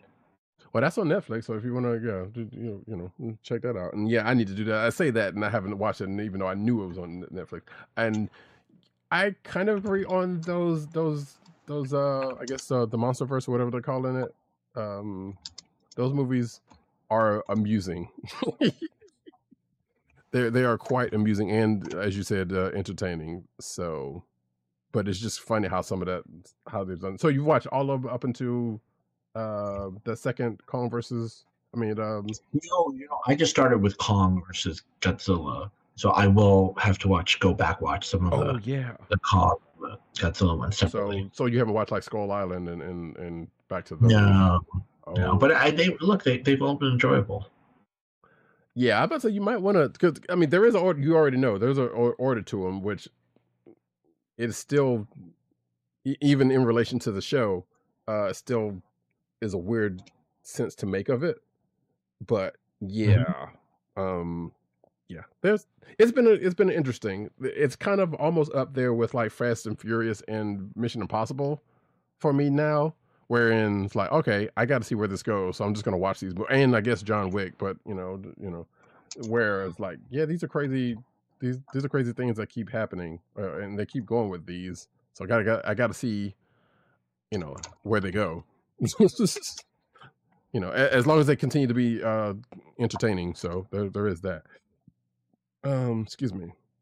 Next up, Anthony Starr and Eric Kripke on The Boys' final season. Quote, "It's so fun to have all guardrails off." So this article pretty much goes into the fact that, yeah, this 5th season is going to be the last season, and I guess they're pretty much going all out for it, because, and I have not watched any of this. I know Agent 70 has, so he would know more about what's been going on with the show than not. But this is an article with an interview with Eric Kripke, who I believe is the showrunner, and Anthony Starr, about, what's that? No, I haven't watched it either. Oh, Agent 7 says he's enjoying it. It's good. It's a little visceral in parts, from what I understand. Almost Invincible like, but in live action. So, one of these days I probably will, just sit down and watch them in that sideshow they have, but I just haven't done it. Yeah, no, look, it's hard. I love the comics, and I will start it one day. But one of those things, I just gotta hit start. But I did love the comics. I read the entire run for for the monthly. Boys, right? Yeah, see, that was the thing. Neither one of us had read The Boys, or actually Invincible for that matter. But but got some enjoyment out of Invincible. We were live watching it and whatnot. So, and like I said, Agent 70's enjoying The Boys, or was enjoying The Boys. So that's good stuff. Got a note in the chat. It was wild when Kong put on the Nintendo Power Glove. Yes, that was pretty wild. I was like, Yeah. no, this is really happening in a movie. I do remember Agent 70 talking about that when he watched it, came back from it. He was like, he was kind of groaning audibly about it. I was sitting here laughing about it because I was like, because you could see it in the trailer. I mean, because this is not spoiler for the movie, for something that was in the trailer. But yeah, as soon as I saw that coming out, I was like, okay, this is getting real silly. Sillier than what it was. So yeah. Next up though, Superman and Lois series finale finally gives fans an iconic DC character. So this might be a little bit of hyperbole, but we'll allow it. Apparently, again, spoiler alert, this is the last. Apparently, this Superman and Lois show is the last of the old DC universe project. Oh, I've heard that before. I thought that was public. Yeah, it was, but I think this is. But I've seen things recently like, well, now the last episode of the show has aired, and that's it. That's it, kind of situation. Mm-hmm. So, spoiler alert: crypto is on the show. And there is that. Like I said, I have not watched it ever. I know I've seen some people. I know some people who has watched it and likes it. And I saw what they were doing with this last season, and I was like, okay, I'm gonna have to check this out. Have you seen any of it? No, I was definitely into all those shows. I mean, I think I watched the first 4 or 5 seasons of The Flash, Mm-hmm. and then I was a big fan of Legends of Tomorrow. Yes, and I think I watched half the first season of Batwoman. So I do want to pick up all those shows again because I miss Crisis. So when they did a bit of crossover, yes. So I've not watched Lois and Super, but I did see a spoiler of recently a picture, and I was like, oh, that's pretty cool. It just reminded me of 90s Superman and those weekly connected books. Right. So yes, it's definitely on my list. Oh, you talking about for what they're doing? The spoiler you saw was for what they're doing for this season. Yeah. This last couple episodes. Yeah. Like I said, yeah, because when I was seeing the trailers for that, I was like, oh wow, I want to see how they did that. This is how they pulled that one off. So yeah, I feel the same way. Like, and yeah, like Flash and Flash, Legends of Tomorrow, those are probably my 2 favorites. Obviously Arrow was the one that started all that off, and whatnot was some decent stuff in there. But yeah, I think I kind of fell off because of one of the crossovers. Not fell off, but it was like, okay, I was behind on the show, and then the crossover happened, and then it was like, well, I got to come back to this at some point, and never did. Yeah. So yeah, I'm gonna have to go back and then Black Lightning was all up in there at some point. Oh yeah, no, I watched the first season of that. I really enjoyed that. Mm-hmm. So, and yep, here we are. Actually, what we got coming up is right up your alley because we've talked about this actually. Creature Commandos first look arrives courtesy of Adult Swim Toonami. The trailer really got me excited. The voice actors, I've been watching interviews with the voice actors. I'm a big fan of like the Z-list characters that no one really cares about because you can always do so much with them. And you gotta trust James Gunn, who did that with Guardians of the Galaxy. So I mean, you can't give James Gunn all credit for it, right, because he based it on the team Keith Giffen put together, but still, he knows what to do with underused characters. It's true. And actually, speaking of Creature Commandos, there was a book that came out this week, Creature Commandos number 3. I don't know if it's ongoing or that's just like a prequel to the show or something. I'm not sure, but I know that is a thing that came out this week. So. But yeah, I don't know. I'll check it out. Like, I still have some interpretations on it because I don't, and also partially because I don't know these characters. That's probably the main part about it, and why the emphasis on these characters, I guess. But hey, we'll find out. Hell, if I can sit through Peacemaker, I can definitely sit through this. But to be fair, Peacemaker ended up being a better show than I thought it was going to be. So that's not, it's whatever. That was so much fun. Yeah. So, and I know that's I'm coming back at just some point. who's the team? Oh, for this DC Horror Presents Creature Commandos #1. Don't These characters. oh wait. So you know the you know who the you know who the creator the writer of this is? Yes. One he was in Ant-Man, but also he was in Suicide Squad. Yeah, yeah. Mm-hmm. And you should when you get a chance look. There's a great YouTube short. And he's a big collector too. Yes. And so he shows his collection. Actually, yeah, because he wrote a book. It was Count Crowley something or other that he wrote prior to this, like last year or earlier this year, last year, and I think that was probably one of his first writing credits for comics. And I think I can't remember if that book's still going or whatever the case may be, but yeah, I remember seeing his name for that then and finding out about him out. So, hey, we'll see how it works out. Yeah.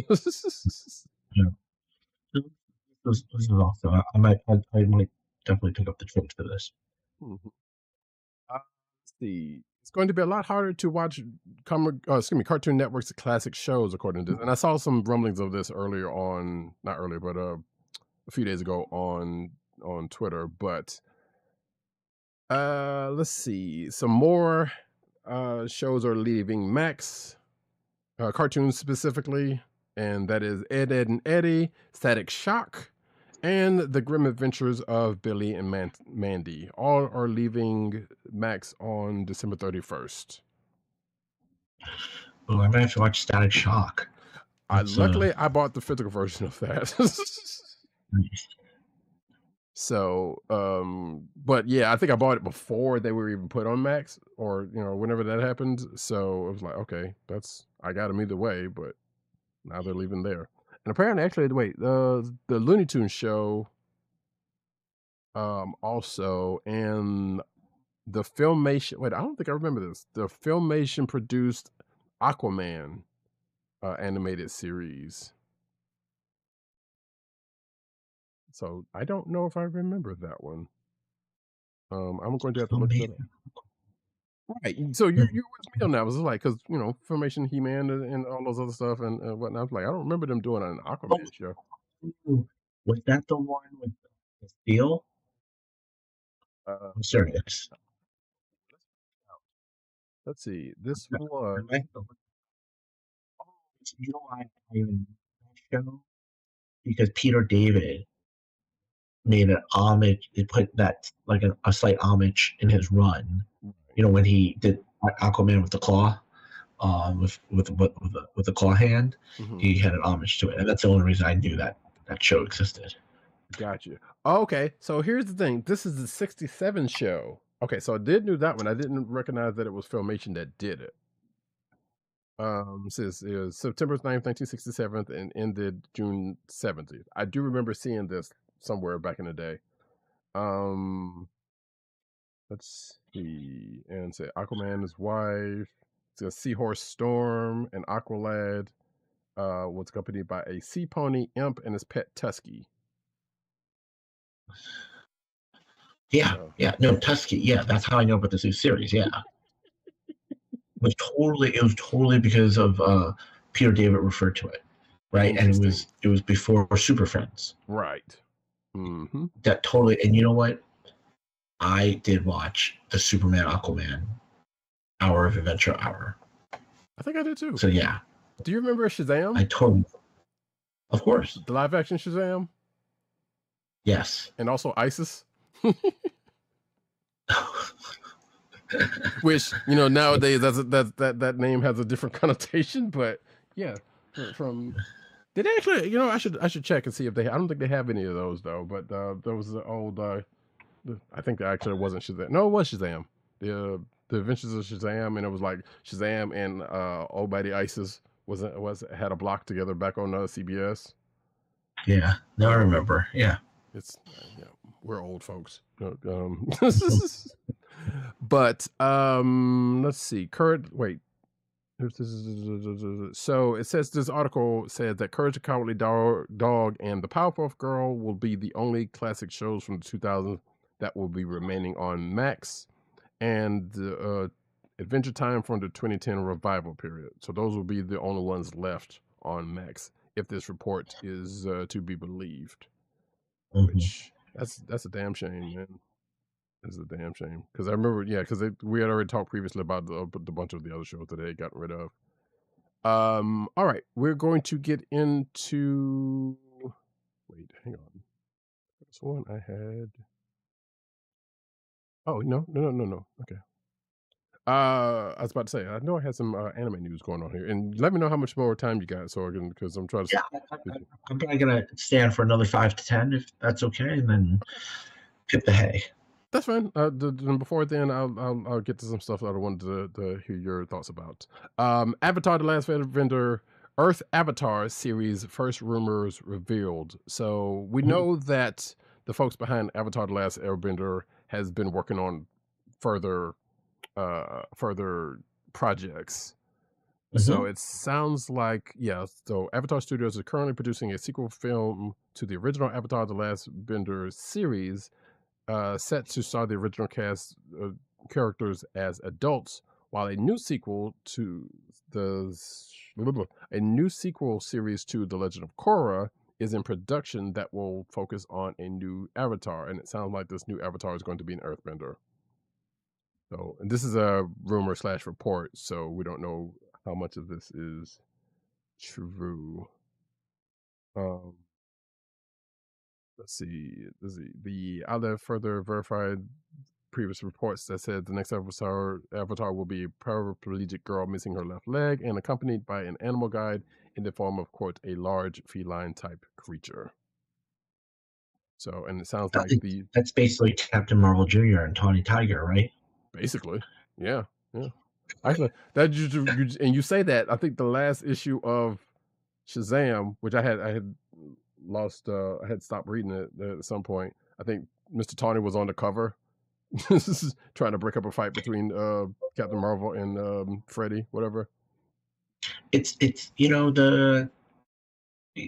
not on the, I definitely still pull it. It's not on the top of my pull list, but it's usually sort of in the lower quartile. But it is oddly enjoyable. Right. Yeah. Like I said, I read it from the start, and I think it just got lost in the fact that other books, a lot of stuff came back, so I just kind of got dropped on it. Just like I think Green Lantern was also a victim of that, which I need to go back to. Which is, like I was saying earlier, I might end up investing in that DC universe, that DC app, to try to catch up on some of the stuff, even though we have a lot of stuff. But we'll see about that. But the last thing about this article is that it says the series will seemingly take place in a futuristic setting where, quote, people ride on hoverboards. So, but admittedly, they could be airbenders air surfing, according to this article. If you Nice. want I will get into it one day. You and Agent 70. I was trying. I try not to talk about it too much, because I know if anybody like me, it was like, okay, if you keep talking about it, I'm just not gonna watch it. if you're gonna just keep telling me I need to watch it, but I haven't finished watching Korra. That's the one I actually need to watch. But I enjoyed the original series. In fact, I have rewatched it a couple of different times. Not unlike how Agent 70 watches Haikyuu. Not okay. It's not even that much, but still, it's been revisited a bunch of times. Anyway, we get over into some anime news real quick, which I don't know if I have a good stinger for. I do not. So I'll just put that in post and say that Dragon Ball is finally going to bring back Goku's best form. And this was just talking about Dragon Ball's Daima, which is going on right now. Mhm. And I still need to watch this before it gets away from me. But apparently they're bringing back Super Saiyan 3 form. So we got Mini Goku and friends, and now him going Super Saiyan 3 again. Which, if I'm not mistaken, did we see that? See, or was that a GT thing? I feel like that was a GT thing, of which has been disavowed at this I point. think it was a GT. Hmm? I think you're right. For a GT? Yeah. Yeah, I want to say that's the case, but so they're bringing it back regardless. Bringing it back. Let's say GT is widely known as Toriyama had no dealings with that, and basically this is this is glossing over this, and Super is glossing over all of that, but apparently using some of the same beats or some similar beats from it. So so there is that. And we're getting over to the manga corner with Dragon Ball Project will end with One Piece crossover. So this is basically, let's see, to help celebrate the 40th anniversary of Sengoku and Z Fighters, shown in introduction. Anime fans have witnessed the creators of Naruto, Bleach, Chainsaw Man, Demon Slayer, Spy X Family, My Hero Academia, and Jujutsu Kaisen and more test out their skills, basically doing their version of the characters. So like so many other anime projects, all good things must come to an end. And apparently the creator of One Piece, Ichiro Oda, will be taking the chance to end things with a bang, according to this. Apparently this project has been going since 2021. I know we've talked about it here and there. If you're watching the video version, you can see a still image of Goku and Luffy. So there you go. And it's also been talked about how Toriyama has influenced a lot of people, including Oda. So it kind of makes some sense. And I don't see where this is all showing up somewhere, but this is off some Dragon Ball site, Dragon Ball fan site. So that stuff is probably out there somewhere. Let's see. Also, well, I guess yeah. Here's one. In the wake of a sweeping manga ban, U.S. readers are left worrying about the industry's future. So, if you are here in the States, you may or may not be aware of the state of Tennessee calling for the removal of various manga titles from school libraries. That includes the aforementioned Jujutsu Kaisen, My Hero Academia, and Attack on Titan, which were deemed inappropriate for kids, which is wholly stupid. But we have stupid people making laws, and apparently the manga violated the state's Age Appropriate Materials Act. So, and according to this article, there are people who took to social media about this to share their displeasure about the decision. And I know this whole Age Appropriate Materials Act is kind of trying to catch fire in other places. In fact, kind of Tennessee was the catalyst for this, but there's been other places that's kind of been trying to do that. So yeah, school library, even people were talking about, hey, look, while these are still in libraries or whatever the case may be, like, enjoy them while you can, and here's what you can do to kind of combat type situations, situations that's been going on to some effect that we have not seen fully yet. But this thing's going to take time, and probably after this new administration, yeah, that's a whole nother situation we want to talk about. But let's see. It says the 2 districts have completed the ban as of November 28th of this year. Tennessee's officials confirmed that these restrictions will be applied statewide. So yeah, there's people who have been kind of not going along with this ban for for as long as they can, for a reason. So that's good. It's a very stupid thing. But if you look at if you look at the show notes for the show and find this article, This will go into pretty much the history of a lot of what's going on with that and what folks are. I think it goes into what folks are doing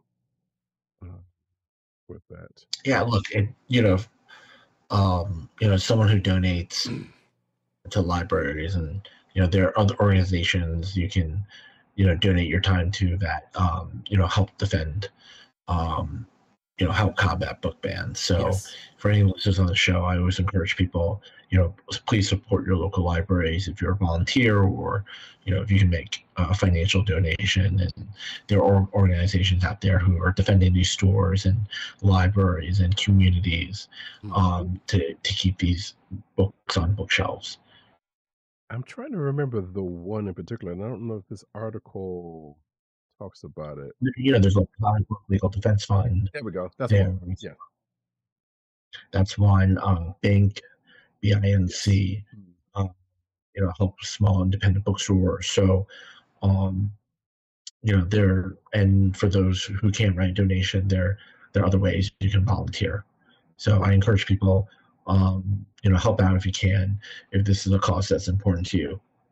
Absolutely. So I got you for what? One more, maybe? Yeah, you got me for one more. Okay. I'll make this a good one. Let me see here.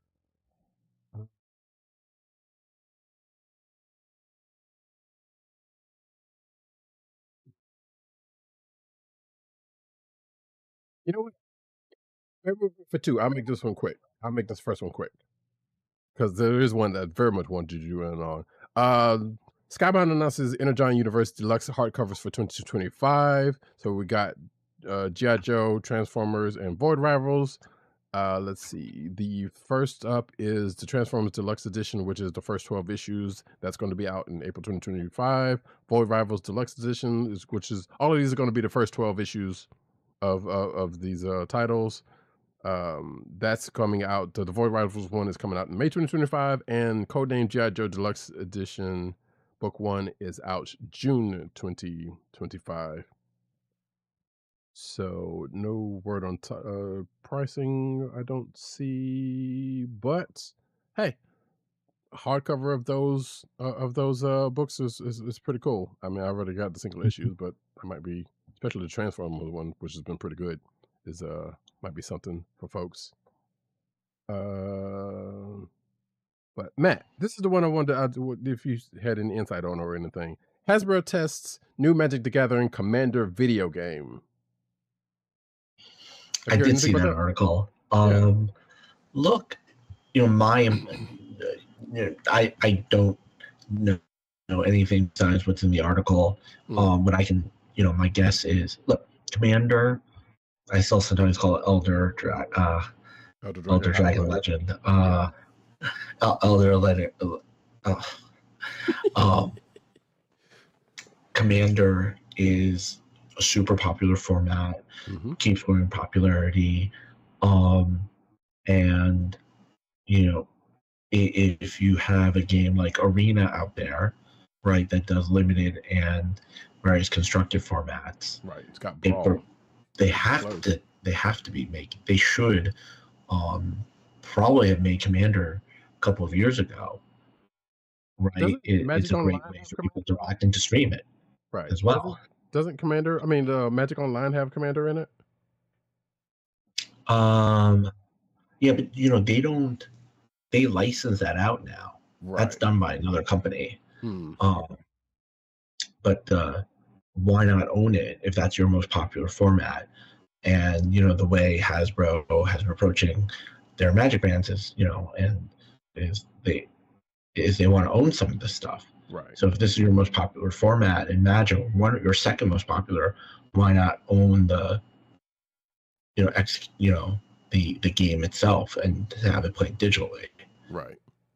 I mean, it makes sense on that standpoint. Like I said, I'm kind of surprised. I don't think I actually did know that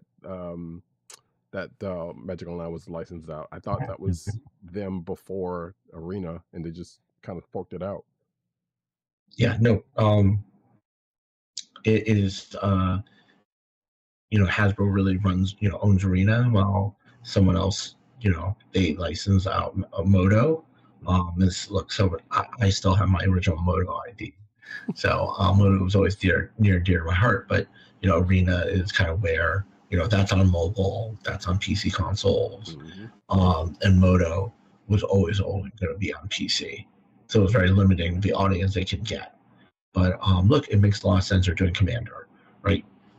You said like it brings a lot of people together, and it appeals to competitive fans, casual fans, and look how many products they have out there focused on Commander.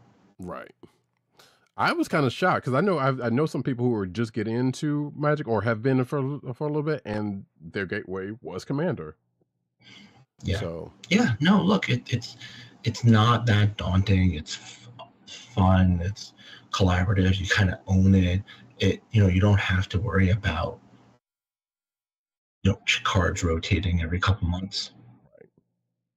Right. So yeah, so I come from Standard, and I was taught by somebody, weirdly enough, somebody at my job taught me the game like decades ago, and so Standard was all I knew for a long time, and I never really got into Commander. And actually, might be starting to get into Brawl at the very least, fairly recently. But I don't know enough people to get into Commander. And I don't know if I have the wherewithal for all the willing and dealing that that you end up having to do with Commander. So, but I'm happy. I think you have to think of Commander as like getting together with your friends playing a board game. True. So, but that being said, sir, I know you gotta go, so I'm gonna let you bounce out of this. I appreciate you as always, sir. No, I look forward to I'll try to swing by next week.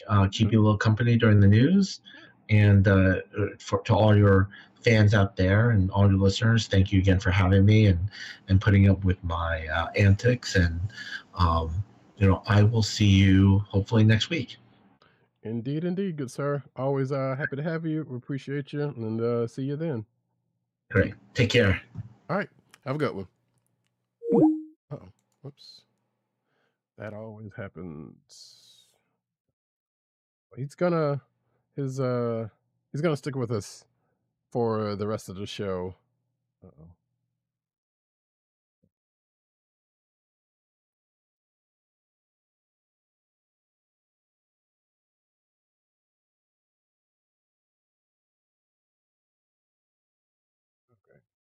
Okay. There we go. Okay. Yeah. Skype. I hate when Skype does Skype things. It's a bother and a pain, but I got to figure out how to stop that from happening.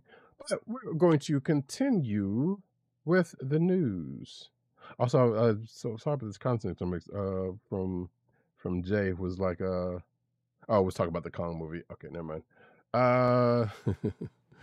So back to the news section, folks. Oh, I should have brought this one up to him, to Matt. But nevertheless, ThunderCats and PowerPuff Girls are teaming up in an epic new book crossover. I need websites to get away from the word epic because it is losing all meaning. Everything is epic, and it's really not that. It's not always that serious. Let's keep that a reality. But I wish Von Gloom was here because this has been another one he would have, I'm sure, had some thoughts about. But Dynamite Entertainment has announced a wild new crossover comic that will see the ThunderCats team up with the Powerpuff Girls. Both have dynamic books, by the way. Dynamite Entertainment. I have not read the Powerpuff Girls book actually, so. The comic will be titled ThunderCats Powerpuff Girls Zero Free Comic Book Day, and this article has details on it. So, I guess if you saw that Teenage Mutant Ninja Turtles and Naruto crossover and like, what else could they possibly do? Here you go. Although ThunderCats, let me see.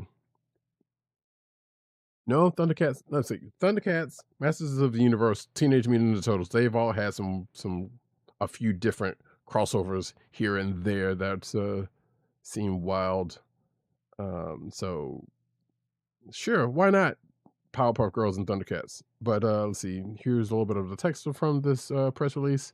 In the greatest crossover since Peanut Butter met Shelly, the Powerpuff Girls travel to Third Earth and discover the world of the Thundercats. After being trapped in a runaway rocket by Mojo Jojo, the Townsville trio find themselves on a strange planet where their superpowers don't work. Quotes, luckily, someone named Snarf is there to provide a situation report, and wouldn't you know it, there's evil that needs to be defeating. But without their Chemical X enhanced abilities, what can Bubbles, Blossom, and Buttercup do against a foe like Mum Ra? Find out as writer Paulina Gunnan Chow and artist Coleman Ingle open up the treasures of Thundera in Dynamite's Free Comic Book Day special Thundercats Powerpuff Girls Zero, featuring an instantly iconic cover from the author. And I think here we go. If you're watching the video version, you can see the cover for yourself. It's interesting for certain.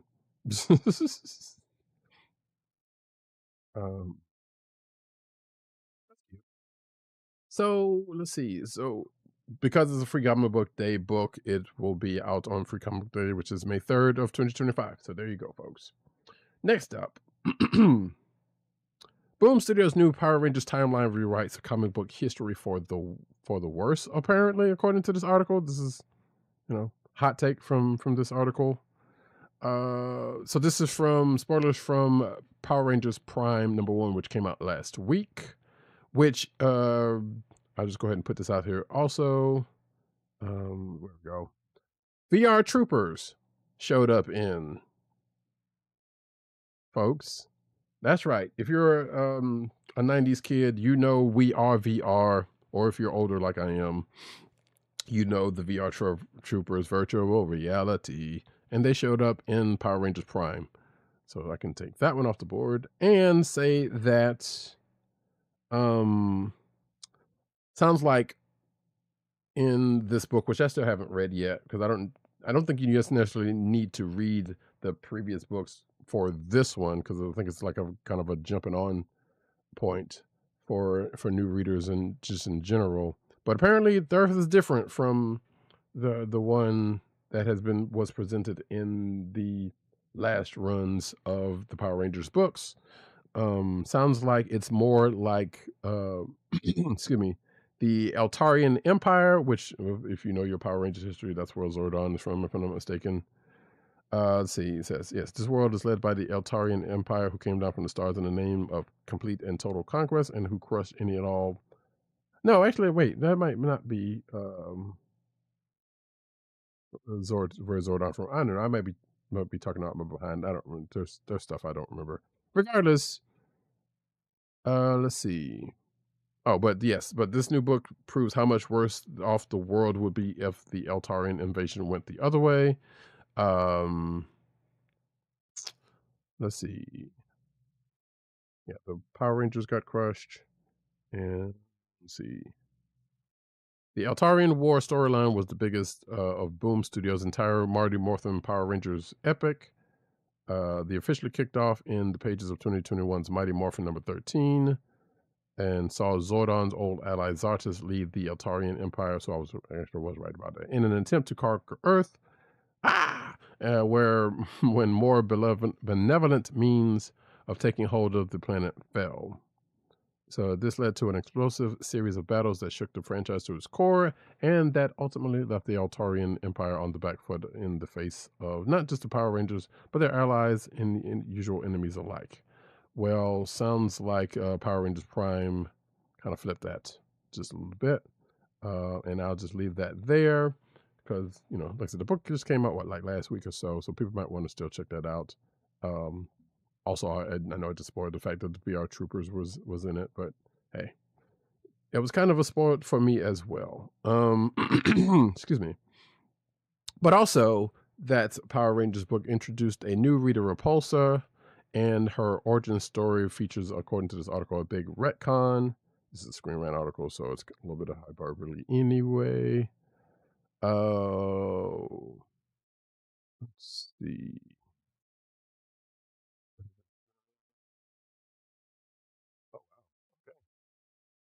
Yeah, it's her into are the greatest threats the Power Rangers have ever fed, but now an all new threat has emerged with Repulsa, and sounds like, from what I've read from this this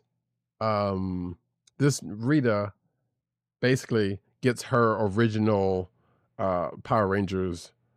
Well, basically, what you see in the Power Rangers opening, she kind of has that going on. The after 10,000 years I'm free situation.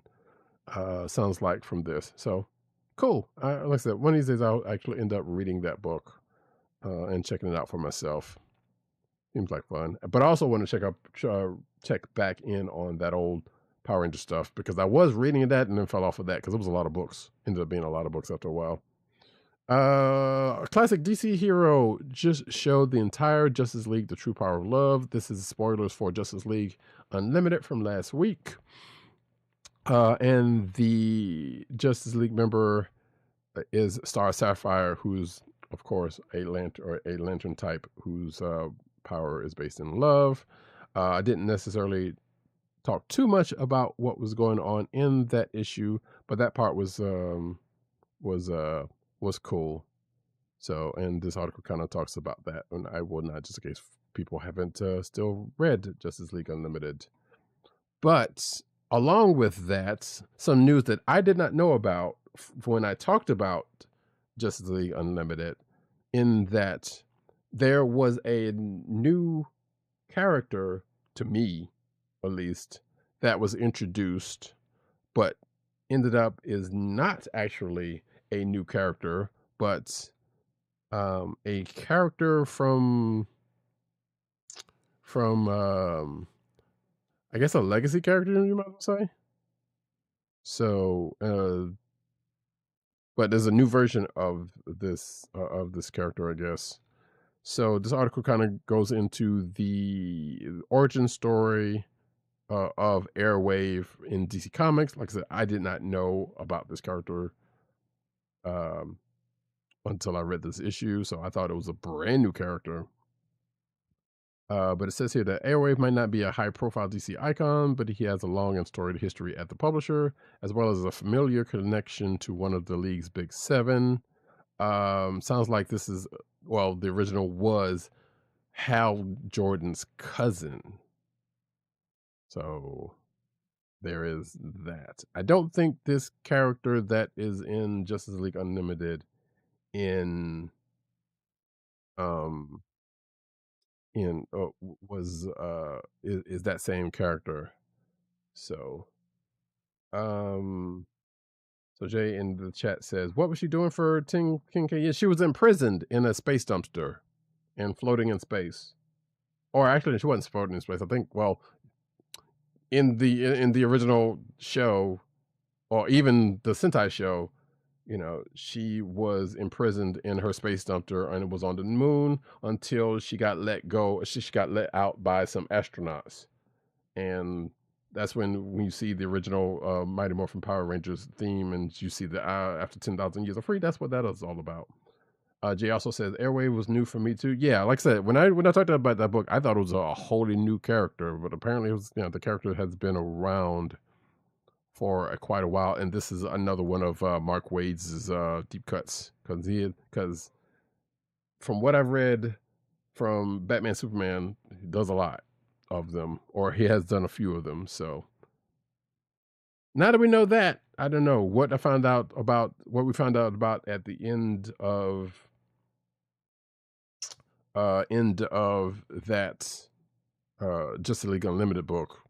I don't know. Like I said, we'll find out a little bit more about that character and what they're getting into, or what they will be getting into in upcoming issues. So, but yeah, there's that. Next up, I see, like in Superman. Yeah, he's apparently this Yeah, that Airwave character goes back a long ways. So that was news to me. So, DC just brought back a Green Lantern's Ultimate Form, and this is from Green Lantern 17, and says that apparently I need to catch up with Green Lantern because I think I ended up stopped reading in single digits or something because, like I said, got a lot of we read a lot of books around here, so can't catch up to everything, and also got a life. So, let's see. Green Lantern 17 stacks the deck against the Lantern's Rebel Force. Not only is Tharos, still alive, but he's now even more powerful thanks to the Darkstar Ring. Then there's Varen, who's already a major threat already, but is now one of the most powerful forces in their sphere, thanks to new rings he now wields, which allows him to access the Source Lantern. So, yeah, I don't know anything about any of these people. Oh, okay. Here we go. So, sounds like, so they're using that the new Lantern character, Kelia Quintella. See, after she was character and his themes were, seems attempted to figure out what powered her gauntlet connection to the Source Lantern and how to access it. And sounds like Cal's going back to being a White Lantern or a Spectrum Lantern, whatever the case may be. So, sure, that's the thing. Also, same situation as Zod in the Phantom, something like that. Something like that. Unsub is the word that DC Comics uses for superpowers, for those with superpowers who shouldn't have them. Unsub just sounds like a word from Criminal Minds, and I think that is a word they actually using like Criminal Minds. So this is also this is from Black Lightning #1 actually, and I totally forgot that was the thing. That was I read it, but I totally forgot that's what that was. So, as I've said before, we found out because, like I said, I have not been reading all Absolute Power, but I know some things from it. Kind of have to at this point because of these new books coming out. But apparently, people lost their powers thanks to what Amanda Waller was doing, and some folks got their powers back. Some folks got their powers switched, from what I'm finding out, and some people who did not have powers previously are getting other people's powers. And I did read Black Lightning #1 and did find out like a situation where that actually happened. And apparently, the Unsub, like I said, is the name of people who did not originally have powers and now do. So, this article just kind of goes into what their thoughts about that whole situation. So that's the thing. Next up, Marvel launches its most quote unquote volatile romance thanks to the Avengers. Again, Screenrant article, hyperbolic, but nevertheless, apparently it's potential spoilers for West Coast Avengers #4. Issue 1 just came out last week. I enjoyed reading that book. But the new character of Blue Bolt and Firestar might be having a romance, which I feel like she can do better. Yeah, that's pretty much all I can say about that. But apparently there's flavor text for that issue that says Sparks Fly, a troubled Firestar, and the newest and least tested member of the West Coast Avengers, Blue Bolt, make an unexpected connection. But will this volatile romance strengthen the team or burn it down? So there you go. Yeah, we'll see. That's a teaser for that issue. Could be a spoiler, could not be. It just could, but it is a teaser for that. Let's see. An underrated supernatural Marvel hero is returning. And this is spoilers for Spirits of Vengeance #3, which is on sale now. I think I read the first issue of that book and had not gone back to it because of other stuff. think it's old news. So while both Danny Ketch and Johnny Blaze are busy hunting down leads as to the nature of the new demonic threat that has risen up in the wake of Marvel's Blood Hunt, another spirit of vengeance is busy hunting down leads of its own. Specifically, the demon Zala, better known simply as Vengeance, who is looking to track down its old host, Michael Badalino, by any means necessary. And I think I remember that much from Spirits of Vengeance #1. But as seen in the pages of Spirits of Vengeance #3, that means going so far as to seek out and beat down yet another of its infernal counterparts. And the pain doesn't stop until the answers start, according to this article. So,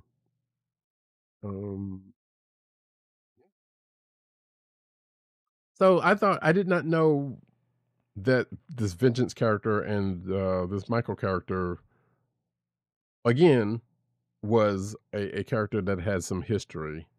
I know that sounds like, it was like, damn, do you know about anything? It's not the case. It's just that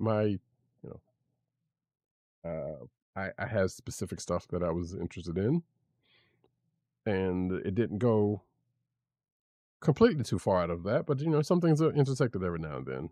This is a '90s thing, and I wasn't really reading comics. No, actually, I'm sorry, right. This is no, I was right. Yeah, so that character of Michael Badalino made his debut in 1991's Ghost Rider #21. I was not reading that many comics around that time because I was too busy with school. But I did pick up some stuff and some trades. Regardless, doesn't matter. I don't want to justify. But according to this article, that he's coming back. Which, like I said, I remember reading Spirits of Vengeance #1 and remember seeing that spirit trying to find the thing, and I thought it was a new character. So did not know, now I do. And knowing is half the battle. Marvel gives Wolverine's adamantium a godly upgrade.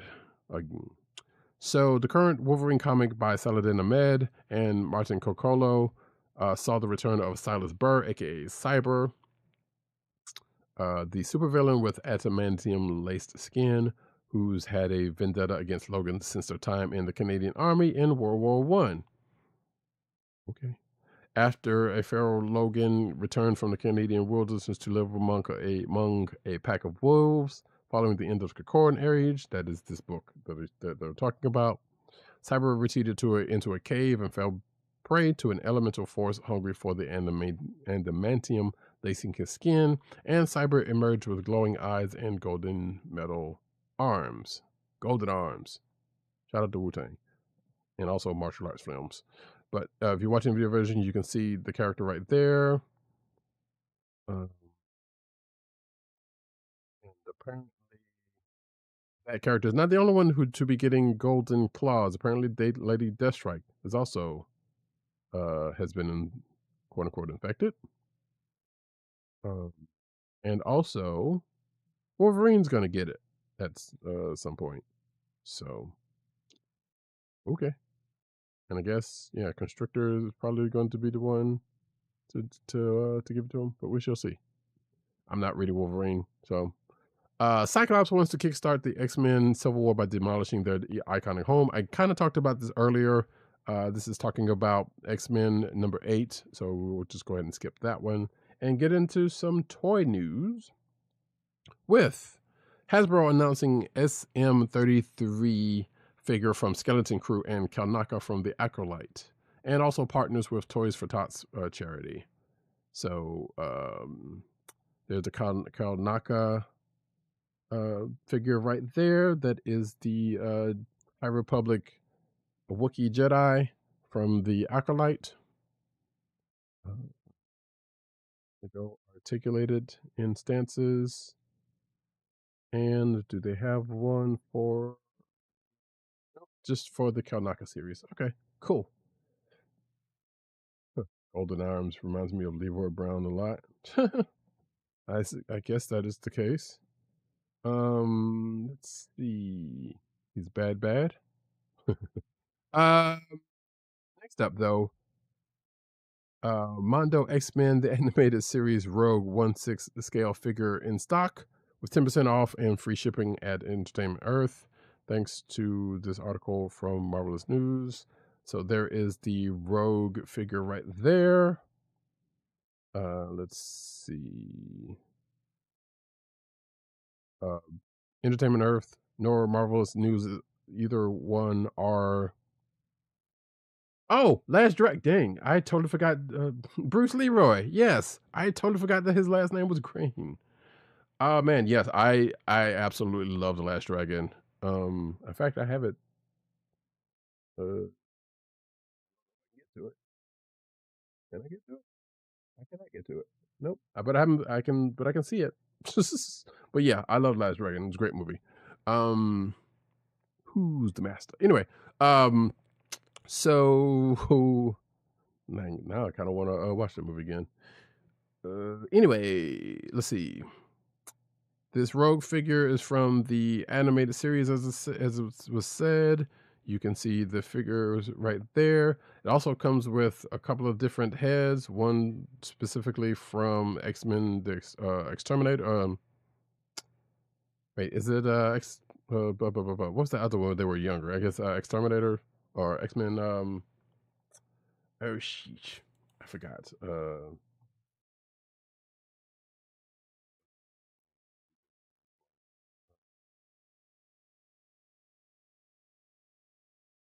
I guess I am looking this up. I should not. I should not be doing that. But Evolution. That's what it was. I was drawing a total blank.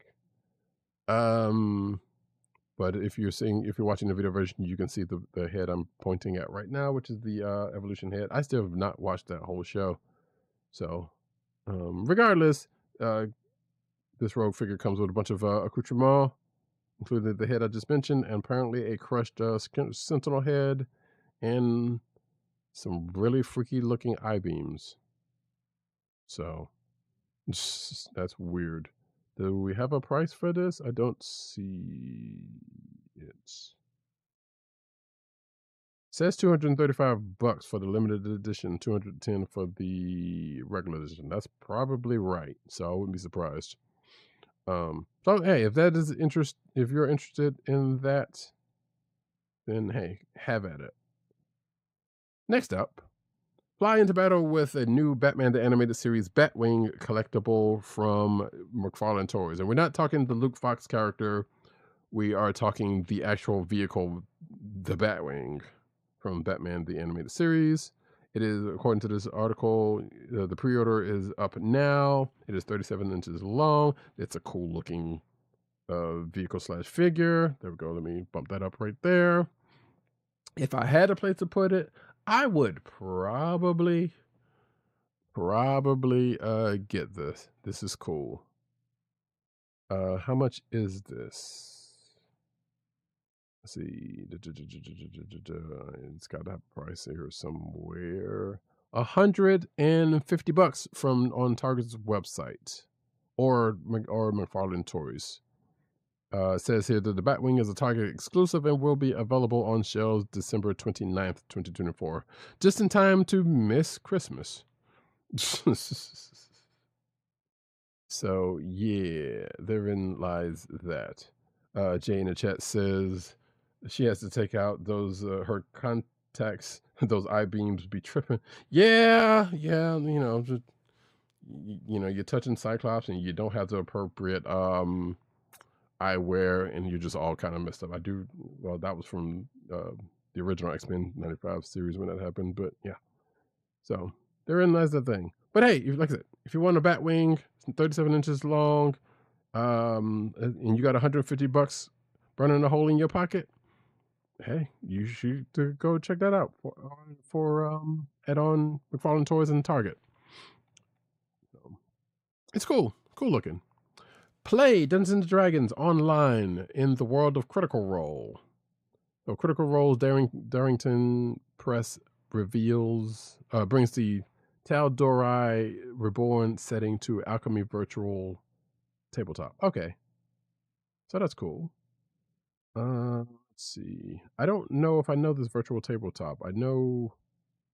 Let's see. This is a new one to me. All right, looking this up real quick.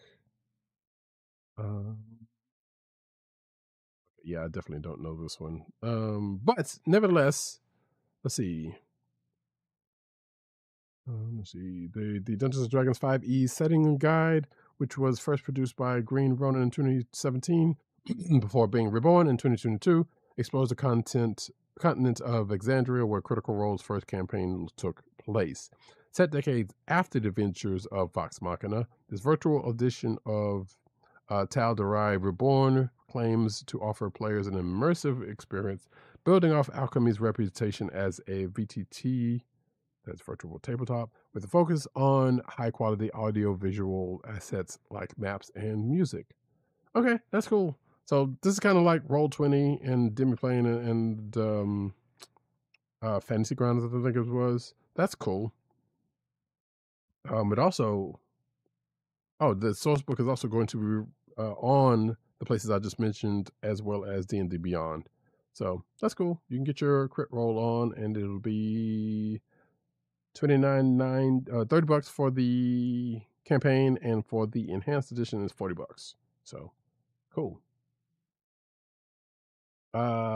Transformers news. Excuse me. From a Transformers site, we have first images for the upcoming Missing Link, Sunstreaker, and Cordon. I feel like I've done this article previously last week, but I can't remember. But there's Cordon, which is a character. Excuse me, Missing Link, Sunstreaker Cordon figure right there, which looks like Sunstreaker but with police fit on. And then there's Sunstreaker proper. I assume Cordon is probably Sunstreaker Cordon is probably from Japanese Transformers. So yes, and it is confirmed that his Diaclone inspired white redeco as Cordon. So yeah, there you go. That's out there. I'm sure. I don't know if we're going to get that over here in the States, but probably so. Let's see. 2 of the rarest G1 Transformers villains get unique redesigns for modern collectors. So the Transformers franchise has seen several Titan-class Autobots and Decepticons action figures that outright dwarf their fellow Cybertronians. Now, a line of third-party toys is adding 2 more massive villains to its lineup. Released by third-party toy developer Dr. Wu, 2 new figures reimagine anime-exclusive Transformers antagonists. So this is also from the Japanese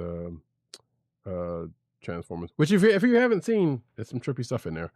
So let's see. Retooling, redeco. Yep. We have, looks like Scorponok. And the first new figure from Dr. Wu is DWE18E Evil Dragon, which is a retool and redeco of the brand's previous DWE14 Energy Dragon. That figure was a diminutive take on the classic G1 Decepticon Tripticon. Okay. With a figure for his Autobot rival Metroplex also being made by the company. And this other one is basically Scorponok, aka Black Zarek, as known in the Japanese anime, because I knew enough to know that. I need to watch that stuff because I have those and I haven't watched all of them through, but it's yeah, something trying to get through those. So let's see. Scorponok with with complete with functional headmaster robot. I can read, I promise you, but it's getting late. The second color scheme is a rendition of Black Zarek, which is called Dark Scorponok by international fans, and was seen in Transformers Supercard Masterpiece. The one I just mentioned was from, I believe, the Headmasters, Transformers Headmasters series. So let's see. Gigastorm will now be available for pre-order and will ship January 2025. Meanwhile, Scorponok and Black Zarek won't be listed until third quarter of 2025, giving a big wait time for the little figures. So there you go, folks. If you're interested in those, here you go. Just flip through the images real quick. Cool. Every time I hear Scorponok, I keep thinking about the that last season of Transformers animated series when the headmasters show up and how dudes introduced them. So it's that just sticks into my head. Jay says, I've seen the anime version of Rick and Morty, but never the anime version of Transformers. Oh, yeah, I forgot Rick and Morty had an anime. Yeah. Yes, like I said, it's a wild stuff. You can find that stuff out. You can find, I think a complete set of all of those on on Amazon. Which granted is a sponsor of the show, but not, I'm not telling you for that reason. That's just where I found my copy. And if I had it close, I would pull it out so you can see what it looks like.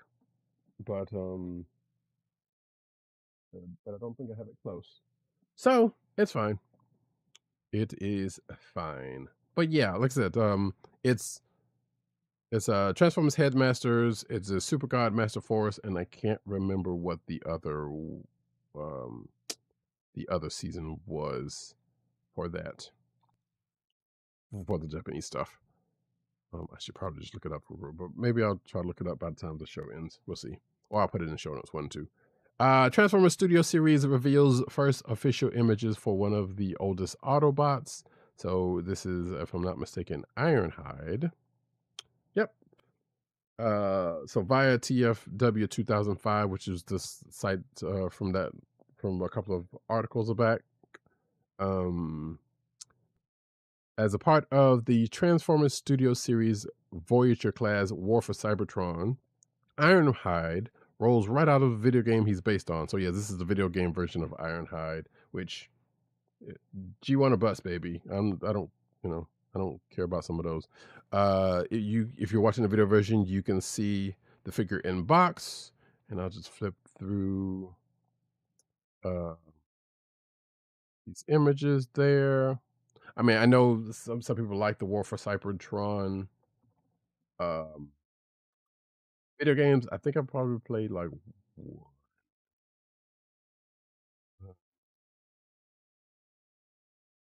so. And actually, I'm sitting here. I got some editing to do after this, so I should probably hurry up.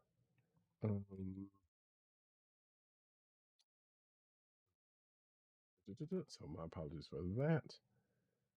I think this is it. Yes, I think this is it. See. I do see them. Bad news might be I don't think I see the sets. Oh no, wait, here it is.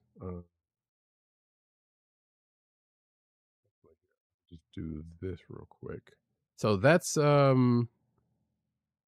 one of them. Japanese Collection Victory, that was the other series. That's one series right there. And then Japanese Collection Headmasters. I wouldn't recommend these ones because, like I said, there was one where that has all 3 of them in it. But this is Headmasters series, and then there is Super God Master Force, which I believe was the middle of those series. So I think it was like Headmasters first, Super God Master Force, and then Victory was the last one.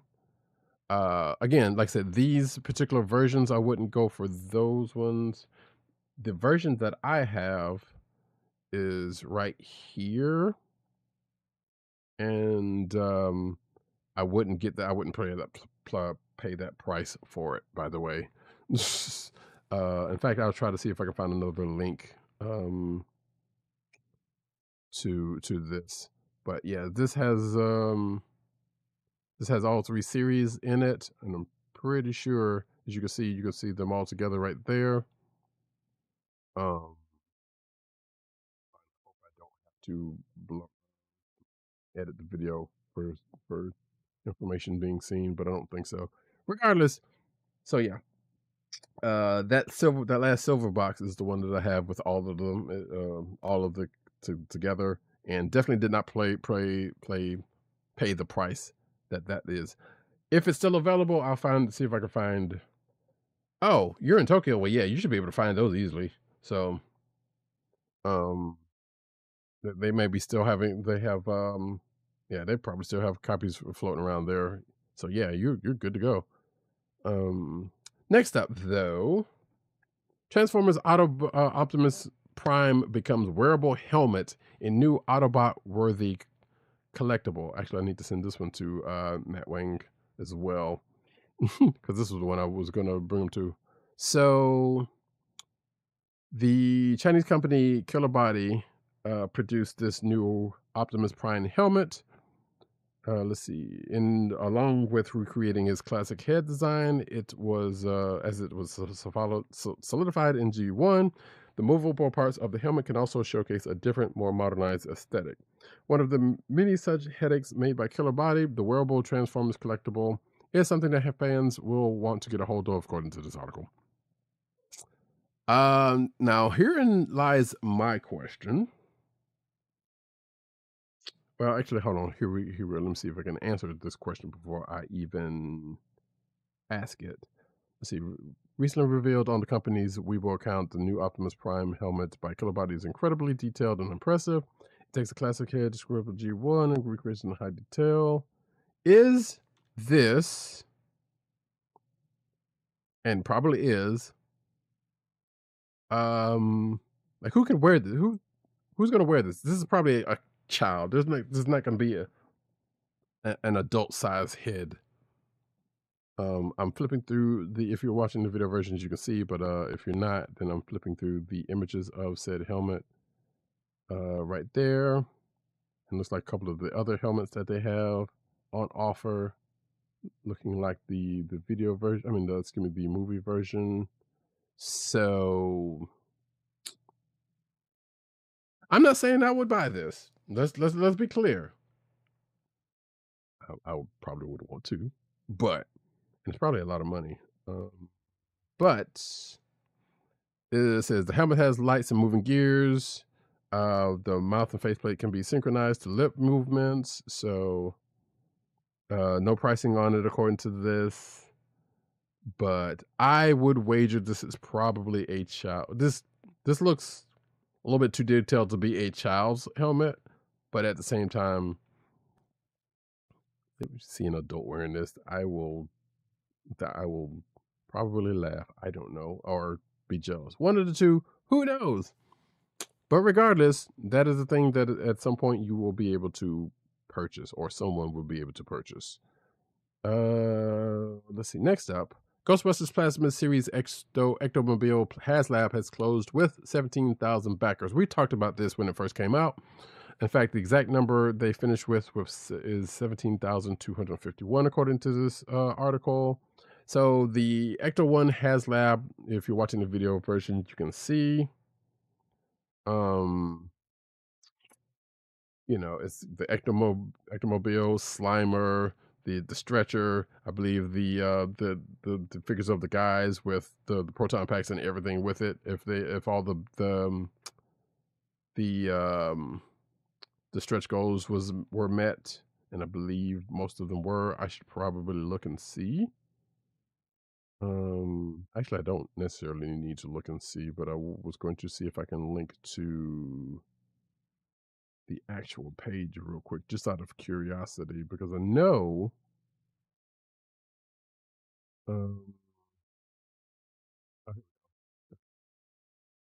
it failed me. Yep, I shit up. So yeah, so this is the oh wait. Yeah. This has a different number than what that article stated. But if you're watching the video version, you can see the difference between the base model and the deluxe model, which has the stuff that I mentioned last, and also converts to the Ecto 2, if I'm not mistaken, from Ghostbusters 2.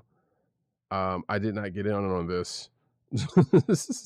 I'm a Ghostbusters fan, but not that much to get in on this. Although I wouldn't mind getting one of those proton packs. They were looking kind of cool, but I have no place to put it.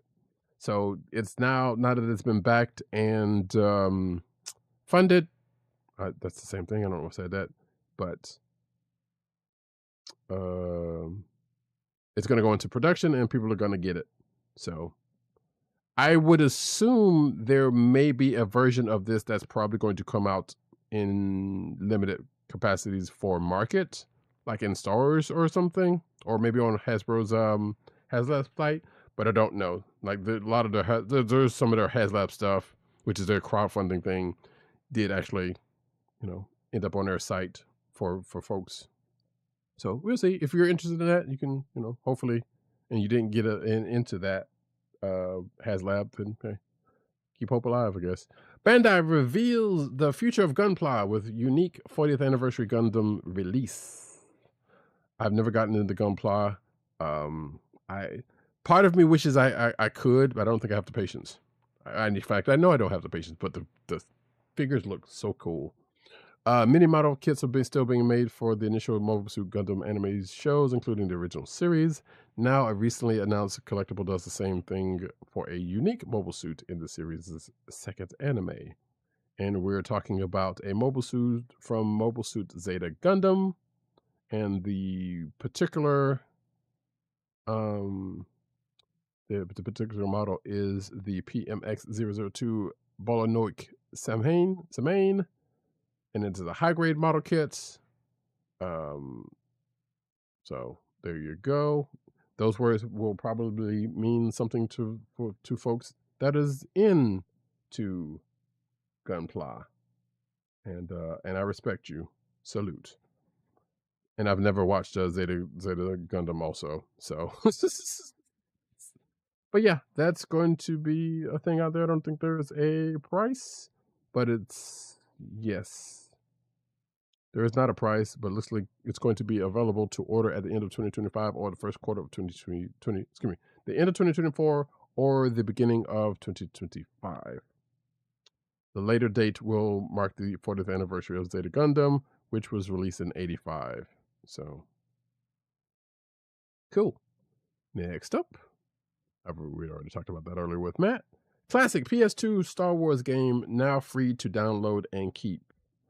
So I saw this out here earlier on when I was on the PS5 and and just kind of went plunking away, even though I have some of these by other means, well, not by other means, but on PC, I think.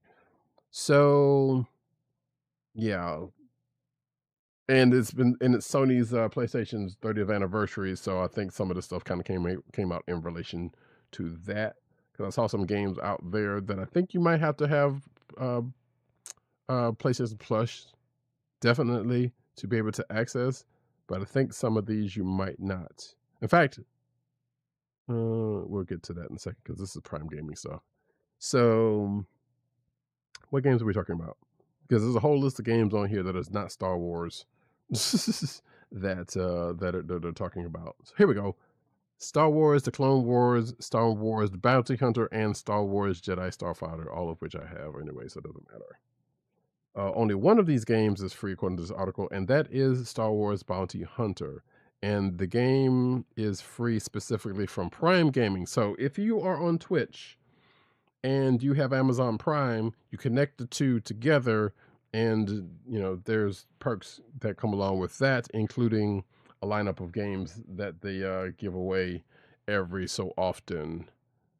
And this is a part of that. And yes, the codes go to Good Old Games, which, now that I think about it, I redeemed something earlier that I need to check back on because I'm not sure if it went through, but yeah. So you might want an account for Good Old Games, aka GOG, which is, if you don't know and you're a PC gamer, it's kind of like Steam, but made by the folks who made The Witcher and Cyberpunk 77, and for a long time have been putting games out there to sell DRM free. So it's a pretty good service for that in itself. So, and they do a lot of old games, so make them playable on modern platforms. So it's good stuff there. Again, not a sponsor, but just saying, good service. According to this, Bounty Hunter would cost $20 to buy on modern platforms. But yeah, like I said, if you have Prime Gaming, you can pick that up for free. I'm pretty sure you probably have already gotten the notification on that prior to now. But if you didn't, there you go. It's there. So I'll probably put that somewhere else. So last but not least, John Wick is ready to battle the high table with a new John Wick Chapter 4 Hot Toys figure. And every time we talk about Hot Toys, you know what that means. Oops. Hot Toys figures cost money.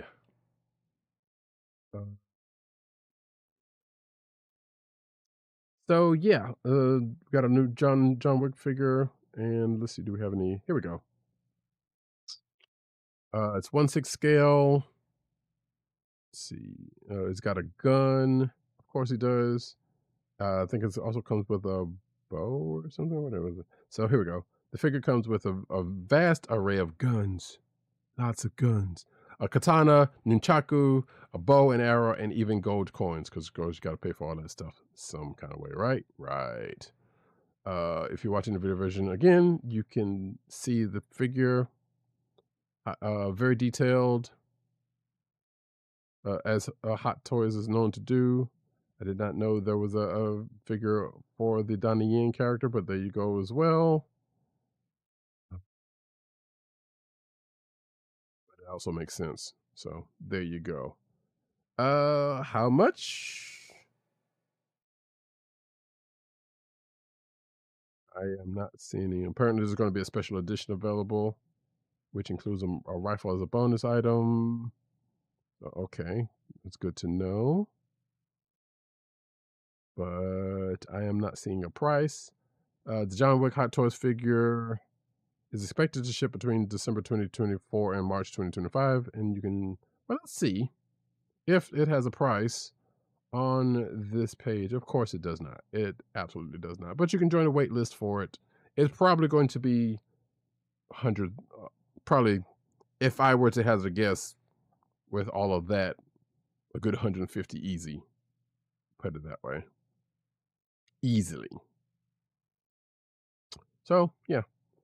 And that, folks, is that. That is the end of the news. If I go back to, here we go. Actually, you know what? What I need to do, you know what? Since we've been talking about them, and it is late, we run my last ad read that I need to do by saying, I feel like you probably already know what's coming, given that I've talked about them a couple of times already. Keep our podcast free by shopping at Amazon. Visit cspn.us, then click the Keep Our Podcast Free link at the top of the page. From there, scroll down and click on the Amazon link to shop. Purchase items from Amazon as you normally would, whether it be books, music, electronics, jewelry, apparel, Transformers, Japanese DVDs, Transformers figures, Marvel Legends figures, etc., etc., etc. For every purchase made on Amazon through our link, Amazon sends the CSPN a payment that helps us keep the Comic Book Chronicles podcast free for our listeners at no extra cost to you. Amazon through cspn.us. Do it today. Alrighty. And thus ends tonight's show. Jay's in the chat says, ask first off, what is your big movie or TV watch this weekend? That is a good question, because I've already watched Skeleton Crew. I don't know. Damn good question. Like I said, there's stuff I may actually finish watching the 2011 ThunderCats series, because I was kind of halfway through that when I was watching it a couple of days ago. I guess. Wait, does Creature Commandos actually start? When did that start? Actually, I don't think we talked about that. Oh, so Creature Commanders is already out, actually. So it started it started last night or tonight as I was recording the show. Maybe I'll check that out. I don't know. Like I said, it's not a thing that I was really checking into. So, but I feel like might as well check it out. Maybe I'll talk about it next week on the show. Just to see what I thought about it, because it will definitely be talking about like other stuff. So I could very well add that one to the show. And if Matt's back, he can get his first 2 episodes. Oh, okay. I did not know that. So Creature Commandos has 2-episode premiere. So cool. Yeah, like I said, I might check that out. I don't know. It wasn't. Oh yeah, I'm seeing. Yep, and the people are quote unquote reviews are already out for that, or at least the YouTube the YouTube folks have gotten to it already. So that's that. Okay, but yeah, probably finish up the 2011 ThunderCats. Heck, you got me thinking about watching Last Dragon again because I got that on deck. But yeah, I don't know. You got me thinking about some things. Actually, I kind of want to go through the Japanese Transformer set, but that's a big undertaking, so I'm not gonna do that one. I'm sitting here looking. I'm looking at my. No, that's Gotcha Man. That's not. I'm not. Either way, I don't know. I will report back next week to see what I actually finally get to, because there's a good chance there will be some Avatar: The Last Airbender, even though I have rewatched that series a couple of times at this point. So we'll see. Yeah, Creature Commandos is probably going to happen, just for science, due diligence, all that kind of good jazz. But let me go ahead and wrap this up because we have been, wow, this has been 3 hours. I didn't intend to do that, but it'll probably be cut down. So definitely going to watch Last Dragon. Yes. Weirdly enough, I kind of want to watch, even though I've watched this movie plenty of times. Big Trouble in Little China. I love that movie. It's probably a little bit problematic at this point, but it's just what isn't at this point? But I still love that movie. But yeah, that's the thing that could happen. But even though I know that movie kind of almost backwards and forwards, so. But anyway, you also have a good week, Jay, and I appreciate you for stopping by. Hopefully, hope to see you again. But let me go ahead and do the outro so we can get up out of here. My name has been Roddykat. You can find me. You can find me at Roddykat on Twitter and Blue Sky. You can also find me at News Nerds Need on Twitter. You can also find me at CB Caps on Instagram. You could, yeah, I'm still in all of those places, folks. I'm also on Twitch, Roddykat. I do stream every now and then, so especially a couple times recently for weird reasons. But also, you can find my co-host who's normally here, not Matt Wayne 97, although you can find Matt Wayne 97 on Twitter, probably Instagram. I know on Instagram. He's probably on Threads as well. I don't know how active he is on any of those places, honestly, anymore because he's a busy man. But my normal co-host Agent_70 you can find on Twitter, Instagram, and Threads, and he's also on Blue Sky as well under that. So all of that. You can find the Comic Book Chronicles on the Coastal Leather Podcast Network. That's cspn.us. Do it today. You can also find us on your podcast perusal place of choice, whether it be Apple iTunes, Apple Podcasts, Spotify, or the Coastal Leather Podcast Network's SoundCloud page. And you can also find us, like Jay did, streaming or recording every Thursday night, which is our normal recording time, 9:30 Eastern Standard Time, on youtube.com/TheKliqNation and twitch.tv/Comic Book Chronicles. Smash that like button, do all of that kind of good mess. There's definitely going to be more streams on Comic Book Chronicles Twitch account, excuse me, and there, as the show, might imply to you, it will be comic book and cartoon based, probably more comic book based, but definitely comic book and cartoon based video games being played. Because I had a feature, I had a day on my personal channel called Saturday Morning Feature where I would play such games. And I have a list of games that I had not either played or finished from that, so I'm probably just going to transfer it over to the Comic Book Chronicles to Twitch page and do that there. such as the undertaking that might be. But yes, folks, we'll be back next week. Same bat time, same bat channel, with another fine show, some more books, and the like and the such. So, this has been the Comic Book Chronicles and